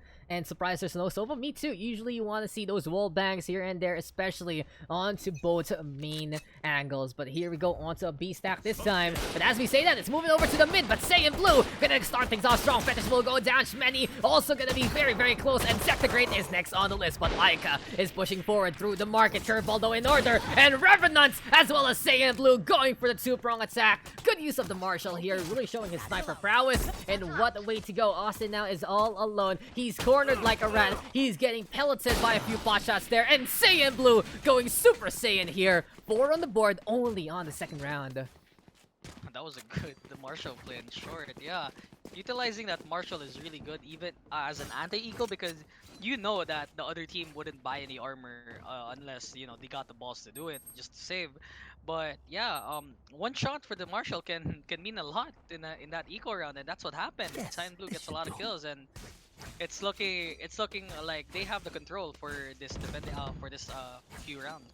One taps wants to play the aggression to get a good start onto the 2-0, and looking at their lineup, they can be anchored a little better on the attack with triple duelists, but at the very least they have Ghost holding the line. But we also see Cyan Blue here getting the best blessing from Valorant PH, the love of Mr. Viminal there, and it really goes to show that this man is someone to watch out for. He's holding on to the cubby with this Marshall. One-way setup though from Ghost to try and get a little bit of more intel, although this will force the side of, well, what team is this? Drap Shot, back on back to A main. A few taps here and there. Zek the Great guessing wherever that raise can be. Showstopper though is available, and Cyan Blue, at the very least, blow up anyone who comes his way. Well, they're nothing's really happening right now as the time is going to 1 minute yet. They need to push somewhere, and as the A-Take is happening, the Cypher is really holding well, just checking for info on that A long, just not peeking, only peeking when the time's right, and right now, legit Abyssal is on the side. This is dangerous for Ghost because he is just gonna go for a camera when someone's already infiltrated. Also, something to note is he didn't buy any guns. It's pretty questionable here from the side of the defense that they're not syncing up on their arsenal. Spike though planted. Cyan Blue has also gone down. Up to the Omen as well as the Phoenix to get back in position. And can Shmeni get the Paranoia into play? Good positioning though from Legit Abyssal as well as the Reina of Fetish. They will get set up there. Revenant though in the meantime lines it up. Austin will go down. And can the Phoenix get a bit more? Gets rid of the trip bar there. Clear gonna be in order though. A few shots here and there. High ground still being taken by Revenant though. Raptors hold as Gamer says it's time for the eco, but Revenant is saying no, I'm gonna go for it. 3 kills on the board so far. This will force the Brimstone to back on out. And unfortunately, Revenant doesn't really push past his luck. He has gotten 3 there, an amazing flurry of kills, but it's time for the save. It's time to give the attacking side a round on the board, but Revenant proving that he is just gonna be a reaper of souls here. With 3 kills by Revenant right now, their economy is screwed. they have an option to buy bulldogs in full armor, and that's about it. And I don't know if they still have skills to play with, because yeah, right now their economy is getting a little bit into the depression side. It's just not gonna happen. This is really looking to be such a bad market here for the attack. As you said, the damage done by Revenant looking pretty key. And Saiyan Blue now with the operator just quickly lines it up to get rid of Fetish there. In the meantime, Ghost gonna have his own operator on the board. We do have Gamer trying to play in the middle. Everyone stocked onto A main yet again. But the problem right now is between the Cypher as well as the Raze. This is looking to be a pretty potent lineup to play on. That one-way smoke is really getting the best of the other team, as the legit Abyssal gets a sneaky kill through that smoke, and right now it's looking for an A push as Shmeni kills legit Abyssal in the 3 push, and right now they're just gonna have to rotate and look for a way in B right now. They're going over to B, but the problem is this is going to be easy positioning here for the Raze as well as the rest of the crew to come on back and then some. Revenant's already looking to set on up by the back of B here, and at the very least, maybe he can be onto the CT side for the time being. Revenants? No one though. Everyone on site. Time to go for the play. Both has being the place for Zek so far. You should run. Furball in order. Lockdown is there. And it's time for the push here for the side of one tappers. Question is though, how will they do it? Seems like they're gonna give a lot of respect to their opponents and still stay on, waiting for the lockdown to dissipate. Now it's time to go for the push. We see the Killjoy though in behind. Ica putting down the turrets. And it's gonna be Zek the Great getting flashed along the way. Showstopper though in order. Sees the Cypher. Austin gonna get turned into a Crisp instead. Saiyan Blue now with 3. Ica pushing perhaps through the smoke. But Gamer651 instead is there to clean it up. And you can just see the confidence here for the side of one tappers. They're able to hold. And this is gonna be 3-1 right now into this Ascent game. They respected a lot. They put a lot of respect into that Killjoy ult, because Killjoy's ult really does give a lot of distance into whatever plays they're gonna have in that site. But the confidence in Drap, was it Drap shot? One tappers, they had a lot of confidence going to the side because they know their players can actually just step it up and frag out to kill those remaining 3 players. And Thanks. Drop shot. Drop shot. Spoken like a little bit of a hot pot there, Mr. Dropouts. But here we go again. Get out of my way. Saiyan Blue, Hubby Master himself. But look at how quick the side of the attack wants to go on. Revenant though able to get the hell out of there in time. And everyone is already low. What happened there? A big blow up along the way. Shmeni gonna be trying to get things to work. Hot Hands, I believe, getting the DPS on. And Fetish the only one left. That's a quick round. And oh my god. If you run through the fires, you are just gonna get burnt. Revenant saying that, okay, why the hell did they all do that? Just a smart play by that Revenant to just put that Hot Hands down to avoid any push, but the Drap shot just, doesn't respect it, and unfortunately they all died because of it. Even though it's an eco right now, they're putting a lot of confidence into that Revenant, into Phoenix's play right now, and hopefully we get to see more of his plays. Revenant's been scary. Like, he's been pretty effective with what he's been doing, playing the aggro. And something to note, he's only flat, it says, onto the Valorant PH Discord. So he's really playing above and beyond what he's supposed to be playing right now. So maybe this guy has been grinding as much as he can. Shmeni though playing the generator so far. Eventually though, Revenant's a little too eager to go for those kills. But you can see that damage has been done onto multiple members of, well, Drap shot already. They do need to figure out though, if they're gonna go for this A main push, they have to execute accordingly. We see Gamer651 though, dropping on down, looking to find a little bit of a target of opportunity here. Legend Abyssal with the sniper, but Gamer quicker on the trigger finger, lines it up to get that tap. That's a pretty good play by Gamer651. Oh, gets another pick by the Ica, and now the bombs drop. The whole team should know that the bomb's there right now, and Fetish gets the pick onto Gamer651 and gets 2 as Zek gets an op pick into Ghost. And Saiyan Blue getting another pick to Austin. It's gonna be an op battle right now. It's looking like a spaghetti fest right now. Hopefully. What happened with the lineups there? And it's the pistols right now as Zek deciding, enough is enough. I'm just gonna go for the pistol instead. If you're gonna stuck on getting these op shots, and holy crap, Zek is he's just angry about Saiyan Blue right now with that 10-3. So it goes to show when you get a shutdown onto the Raze, when both of you whiff like that, it just turns into a little bit of an awkward scenario. You see that bullet going all the way up in the air, But for the time being, 6 rounds done, 4-2, not a bad score. And it is going to be one tappers looking to still hold their lines. Same kind of defense though. It's only up to the Phoenix here to actually hold on to B. We see a double stack onto A because they anticipate again and again that this is the angle that they do want to take. Here comes the running back though, a little bit awkward, but legit Abyssal actually catching out Saiyan Blue there. And we'll find out if Revenant can actually push on forward. He saw a little bit of the barrel. He has to make it quick though. This Jet can be a target, but the smoke is in the way. And that is that for the run it back. Good pick by Legit Abyssal with an off-pick in mid. And now they have full control of mid. Gamer651 has other things to say though, says, no thanks. I'll just kill you right now. Go back. Yeah, go back where you went once you came from. Oh, you sound like you're trying to banish someone from this island or something. The tribe has spoken. Tribe has spoken indeed. No charges. Charge, please. As Shmeni is gonna be onto the defense spawn, looking to play all the way back of mid. Lower push though, and it seems like this B push is getting dissuaded by the mere presence of Revenants on this B main sites. And he's just looking through the diagonal, he's looking through every single wall, and he's just holding on to line things up. But the hesitation is there. You can see that the attack is like, where do we even go, guys? What's the plan? What do we do?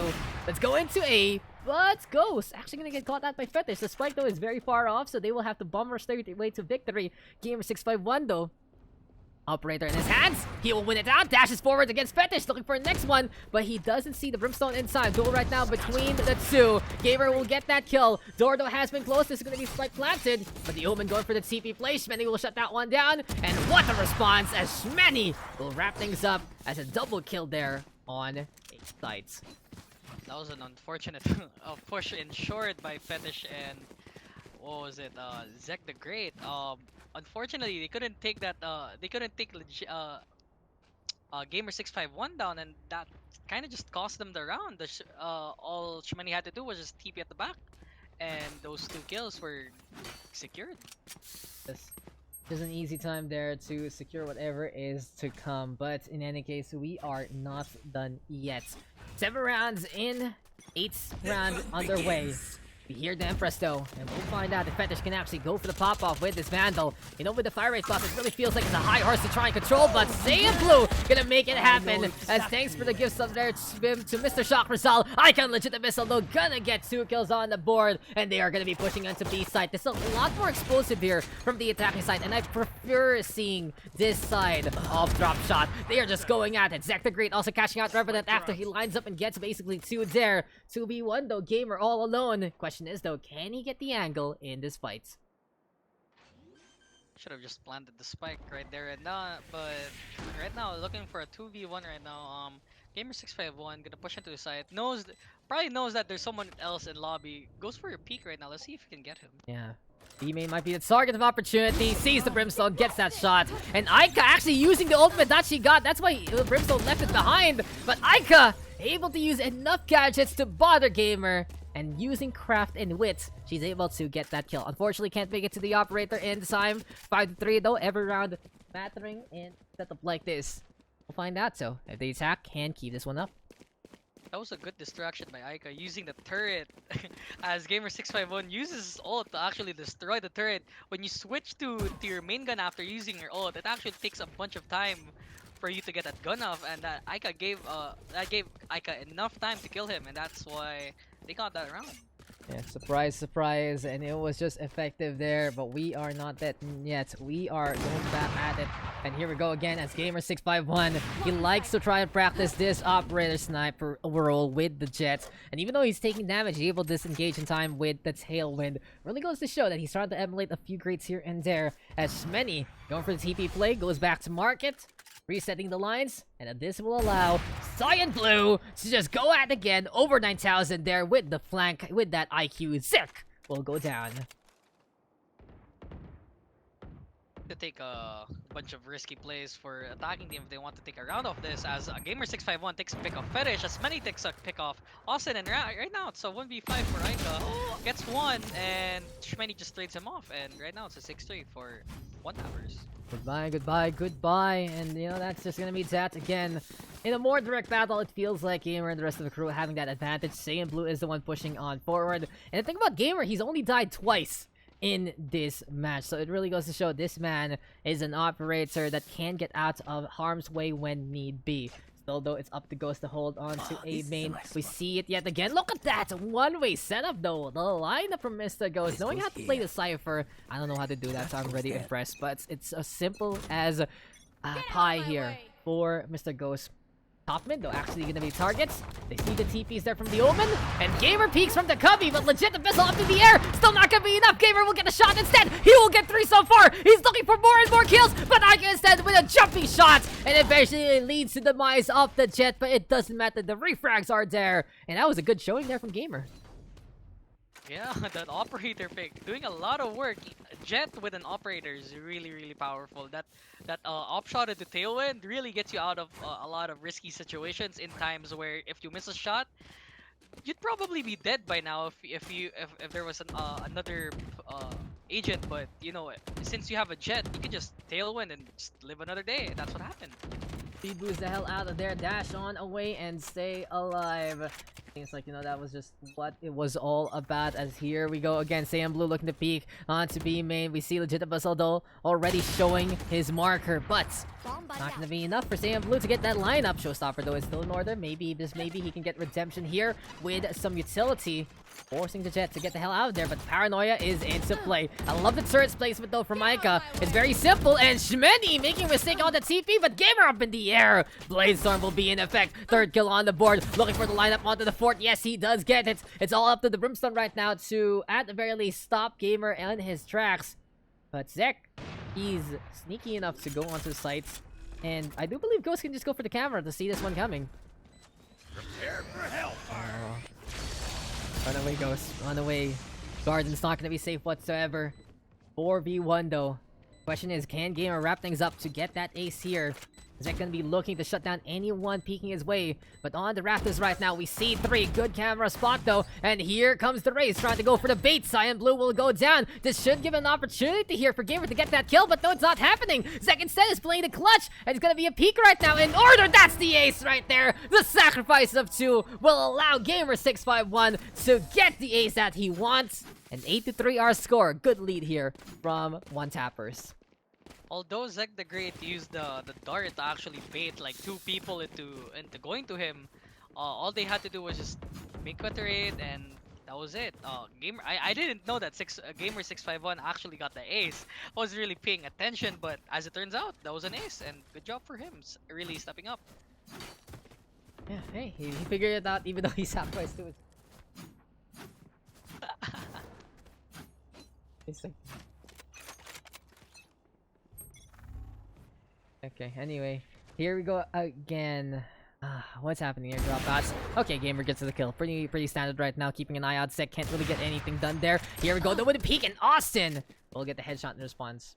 It was a good bait and switch by the people in lane. And Revenant. Whoa! What was that? He shot him through the smoke. He just did it. That's just awareness right there. Drop bats. It really just goes to show that it just feels like that's gonna be the way to go. And you know, Gamer 651 is obvious that he's trying to emulate what Citrus is trying to do. They're pretty close in what they want to play in, and when they team up together, you get that Raze Jet connection. But of course, when we have the Pugs and Gamer's like, okay, I want to fight against Citrus, then he wants to play Operator, he wants to play Jet, he wants to prove that he can actually take the game to the next level against one of his friends. So it really goes to show a community being built by setups like this. I'm glad that these guys are coming together, having their own kind of ideals in a matchup into what they want to do in the Pugs. But the score doesn't lie. The whole story of this game is this is a one tappers in a dominant lead, 9-3 into the next half. Yeah, a little bit of friendly competition wouldn't hurt the Yes, this is live, development guys. of Go ahead. the skill of this game. And right now, 9-3. I mean, nothing's ever over yet, but right now, they need to step it up. Step it up, make it happen. And here we go again. B take though gonna be in order yet again. That's gonna be spiked down, dropped by the entranceway, of course, onto the lobby itself. But we see the Cypher and I believe, the Killjoy stacking on B. So this is gonna be a pretty hard place to break, that's for sure. It feels like it's Fort Knox right now, but eventually every single safe will get cracked. But Legit Abyssal looking like a crack shot instead. Revenant now will be going down. Classic spam though in order, and Legit Abyssal will still fall to Gamer's ideals there. Eventually it's going to be a takedown. Omen smoke though by the CT side. And for the time being, the Brimstone being helped out by the turret there. Zek the Great with the aggression. He jumps up on top. He will get to... And overall, Gamer and Shmeny are now all alone to try and figure something out onto B side, but the Cypher gets confirmation that someone is there. That's still gonna be him winning out to duel though for the Omen, and Shmeny closing the door, but unfortunately, the problem now is Gamer's on the other side, and he has to go the long way around. Oh my god, they need to really push that side because right now they're kind of just stuck. Omen just opens the door for him, he's like, come here, the side's clear, but they don't know that Aika is actually in the side. And let's see if Brimstone they actually surprise him. Oh my god, Zek the Great gets the door closed, and Aika with the frenzy now. Here we go with the brawl, and the pistol round will actually go in favor of drop shots. After all of those antics, in the end, the door is the one that kind of bites the attack in the ass. And as Gamer has 20 kills compared to everyone else with 13, 11, 11 respectively, it really feels that this is the Gamer show, but he just needs to, you know, figure something out on these initial rounds.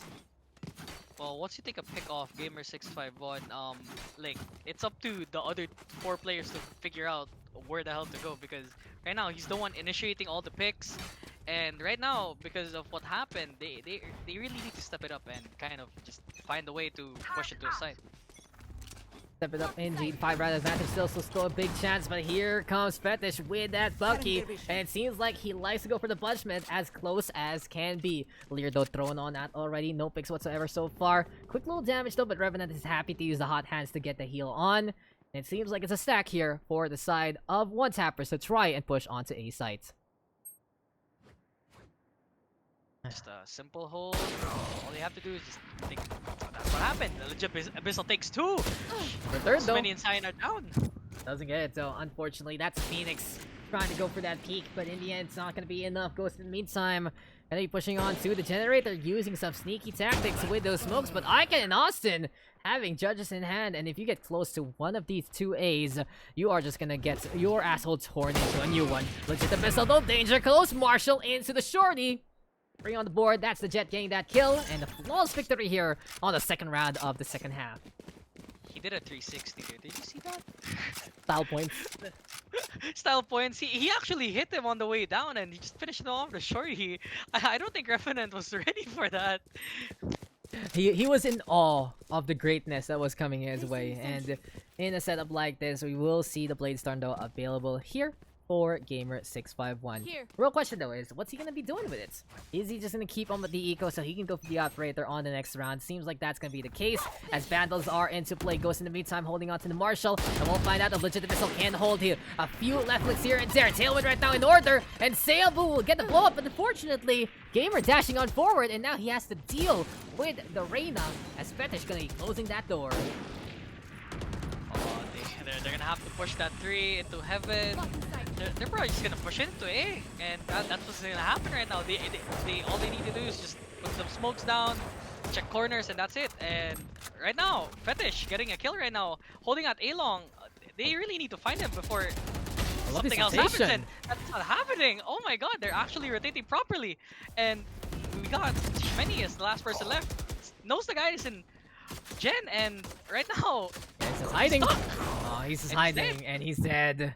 Aika gets close enough, and what's a good rotation here from the defense. 9-6 our score. A pretty good reversal of fortunes as we do see Drap shots try to run away with things. Their close range game looking oh so impressive, and it seems like we do have some judge mains in the side of the defense for now. Turret out. Well, as long as you could hold that angle and then press that left click, you know, using any gun is pretty much the same, you know. But with a shotgun, I mean, there's really no there's an error, and that's like a micro flick, but like that's about it. All you have to do is just shoot him, and that's what happened. Gamer 651 takes the peek off Zek the Great, and right now look for a 5v4 for One Tappers, and they're looking for a way to get into the side, but Fetish has some other things to say about it. Pushes Gamer 651, gets a pick, and knows that the Reyna's race is there. actually dies, and right now it's a 3v3. Yeah, Saiyan Blue actually gonna get that shot on, and a really good peek there from the Reyna. Very, very risky, but he's able to punish the mistakes there of Gamer, and legit Abyssal right now with an operator in hand. So 2 ops versus 1. Shmeny and Saiyan Blue gonna have their own ops here for legit Abyssal. He has his operator for the time being. And in a scenario like this, it's those one-shot kills that can make a difference. Still though, it's all about decision-making. Legit Abyssal gonna get the lineup onto Ghost, and Saiyan Blue peeking, but he's unable to keep that reticle in check, and he will be taken down by our Jet. Bladestorm though is in order. Shmeny in the meantime, still holding on to this op. Here's the wind though, blowing on through. Still, this has turned into a slower game for the side 1 tappers. You'd think, right, that they'd be more explosive into this matchup. But so far here in the attack, they've gotten extremely slowed down by the defense.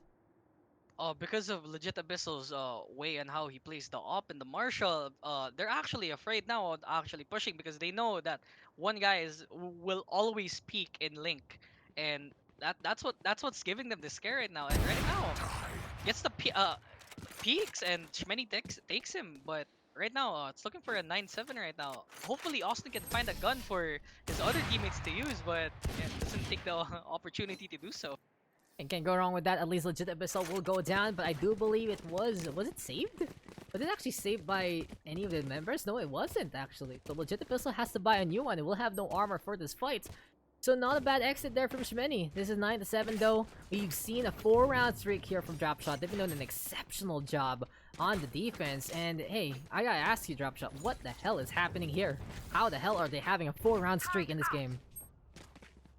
Well, you know, all they have to do is just hold the side, and that's what they're doing right now. Really, just solid defense out of all of the operators here. They need to find a way to get in the side, and that's what's happening. Gamer 651 takes the peek into Zek. Here, another peek into legit Abyssal, and right now mid is open, and they're looking for an A push right now. Moment also of Shmeny trying to go for the brawl. Fetish though in the meantime looking to hold on to A side so far. And it's gonna be a generator defense. He's trying to get the lineup on, but Gamer turns in time. And now it's Aika. Gonna be close enough to the entrance to the site, but she's afraid and she's gonna be hiding by the box instead. In the meantime, Austin and the Omen still going for that 1v1, and Gamer just decides to bomb rush and take care of the Killjoy and her business. Now Gamer is 1 away from the ace. Does the Omen say that he's all the way up on B? Benny will say, I'll just get this kill, I'll wrap things up. Flawless win. And this is what I was expecting here from the side of 1 tappers. This is the performance I want to see from them. They're able to just impose whatever authority they have, and they decide to take a side by force.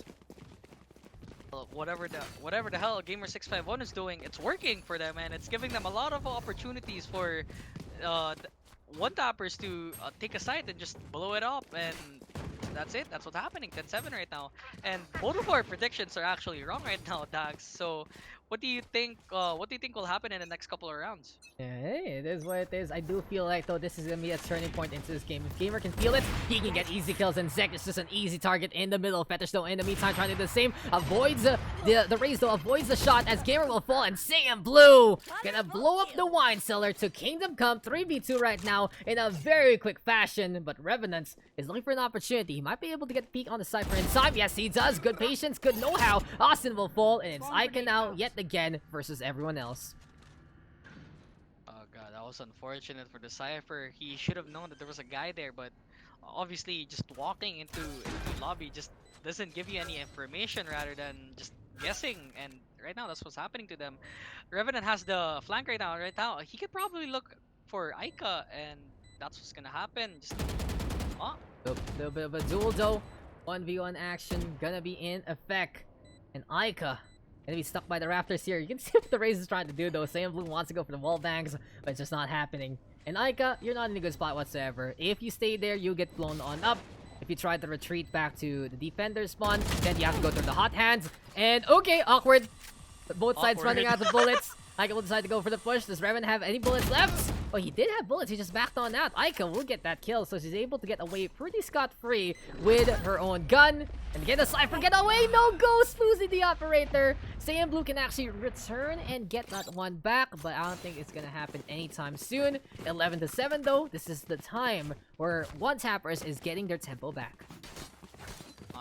Their economy screwed for Dropshot right now, and Yeah, right now, Gamer651 looking for opportunities to use that op and push up the site, and it's not just him that's giving on opportunities for the team. Actually, Sam Blue and Shmeni Let's actually make 'em stepping up and dance. giving the team a chance to like push to the side with the picks that they're Prepare creating. hell. Yeah, you know, Saiyan Blue, he's got a good commentation there from Mr. Viminal. That's Gamer651, though we've seen what this kid can do. He's been amazing to with any single setup he likes, especially on that Raze. But Saiyan Blue actually catching out Legit Abyssal, who's trying to play far forward. Here comes the push from the Raze, no fear whatsoever. Bomb Buddy gonna be rolling on around in the middle, but Aika by the pizzeria, and she's gonna be turned into a slice instead. Fetish, though, catching out Ghost. It's time to move over to CT. The Cypher, though, all alone on the site, and Shmeni will open up A to, at the very least, secure a spike plant. Austin just needs to not use the judge. I mean, I could understand like just using a judge, but when you play a game like Valorant and most of the fights that you're going to be witnessing are mid to long range battles, you really have to plan on what guns you have to use. And right now, the judge pick, even no one's pushing onto his side, and that's what's happening right now. The last pick goes into 651, and right now it's match point for one tapper. Gamer just making it happen, and we are coming closer and closer to the end. What is the economy, though? Oh my god, it's terrible here for the defenders. 1.9 for 3 of them. More money in the back. Aika can buy a few guns here or there if need be, but it really feels like they are just completely broken after everything. So I do think that Legit Abyssal needs to step up. If he can get a kill and an orb, he can get that Blade Storm. The Reyna Why are as they well. saving? You know, the Reyna as well gonna be important. And no, I think it's gonna be knife round. It's time for Let's the go. epic finale, knife round. And what do you think about these knife rounds? What we've been seeing in the plugs here, just the dropouts. I don't really mind. Knife rounds are really fun. I mean, it's better than fucking You should run. Yeah, five yeah. marshals in mid That's and whatever true. the hell they're doing. Yeah, and, lockdown though. Lockdown! Oh, that's big! That's big! It's Saiyan Blue! Gonna kill Ike along the way. Everyone's looking to get the hell out of that arena because it's just a little too unfair. You can't even go for the knife. And Fetish and Legit Abyssal taking the opportunity. Eventually, though, they'll shut down that ultimate. And we saw a few blinds here and there. Empress gonna get popped. And does this make a difference? Is this gonna be a faster knife fire rate? That's the question there. One stab can maybe make a difference. Goes for the thrust. And it's gonna be Ghost and Gamer getting to 2v2 right now at the edge of the spawn. Teleport the away. He just says, I'm gonna get the hell out of here. I'm gonna skedaddle. Tail window up on top. Fetish is still trying to make this Empress work for some reason. Gamer in the meantime, gonna go for a quick little cleave. He has a Blade Storm though. He might be able to just surprise everyone else. And Shmeni is the only one left. 3 kills for Abyssal. High ground being taken. Shmeni, he has to go for the thrust now. He gets the stab on. This is very close here between our 2 players. And oh my god, it's time to teleport. Ah! Okay, that's a round. I mean, The iframes whatever work. works, I guess. The iframes, he didn't make it to the iframes, he didn't make it to the other side yet, he was still casting it. And Fetish gets close enough to get that takedown. Question is though, do we see it again? Or what's the plan right now? Finally, do we get some guns here? Is it time to wrap things up? I really felt that the defense was like, we're not gonna win this, right? And then they actually do so. So, I guess here we go again. They have another knife round, and I guess, you know, just all fun and games in this Pugs right now. I mean, that's what we want to see. No toxicity, just, you know, just good old knife fights, you know? Good old stupid kind of shit. But hey, Legit Abyssal and Shmeni again with those kills. And Gamer is basically being a commentator here. He's just watching everyone die up on top. And oh, Legit Abyssal wants you to answer back, but it doesn't happen. We have the Omen on the high ground as well. And this is just unfair. This is just unfair. This is why guns were invented, to at least kill people on the high ground. And Gamer and Legit Abyssal having gladiatorial battle. It's like American Ninja Warrior. That doesn't work out for them. But Saiyan Blue, oh so sneaky. Showstopper! That's what I want to see! It's like, huh, I dare you guys to gang up on me. I dare you all. Oh my god. They're actually going for it. He shoots the showstopper up in the air. Good honorable combat right now. Satchel jump though to get the wave. It's like he's playing TF2, but no, it's Legit Abyssal with 4. Another knife round. Kind of looks like Raze was looking for an El Matador with the spy. I can see a little bit of finesse That's a from stair that. stab, bro. That's a stair stab. Yeah, that's a stair stab for sure. Good. So are we done? Are we done? What's next? Is everyone gonna They're play good. operator now? Okay, we're getting Yay. rifles because apparently this is proven that even though that one tappers has the better score, drop shot is better at them in the knife fight. So enough about all these Spanish games. It's time to wrap things up accordingly. And with those 2 rounds, that allows the defenders here to actually reset their economy, and this will give them a good fight no matter what. But Gamer is making this quick. Fetish will go down immediately. Pain shells are there. Here comes the jet though, and it's gonna be top 10 anime battles from Watch Mojo yet again. Legit the vessel trying to hold. Gamer 651 though will go down. Vandal effective enough to get that takedown, and Ghost in the meantime keeping an eye out in the middle of the map. Just some good old plays by Gamer651. Fetish probably didn't see him dashing up, and that's how he got the kill. But Legit Abyssal has some other things to say. Gets him through the smoke, and right now it's looking for a 4v4 right now, for a B push right now for one tapper. And you know the funny thing is though that Spike had a long way to go for the delivery, and it has just been an idle time here for the attack of one tappers to hold on to B. Spike though planted. Interesting tack here from the CT side of the defense. Legit Abyssal trying to go through the plays with 14 HP. He's going for the spray and pray. He's gonna be the sacrificial lamb, and Spenny will get that takedown. Quick kills in order, and that's gonna be Daks. They get the lineup. They know the intel, and this is gonna be the victory here for Team One Tappers to wrap up our pug session for the day.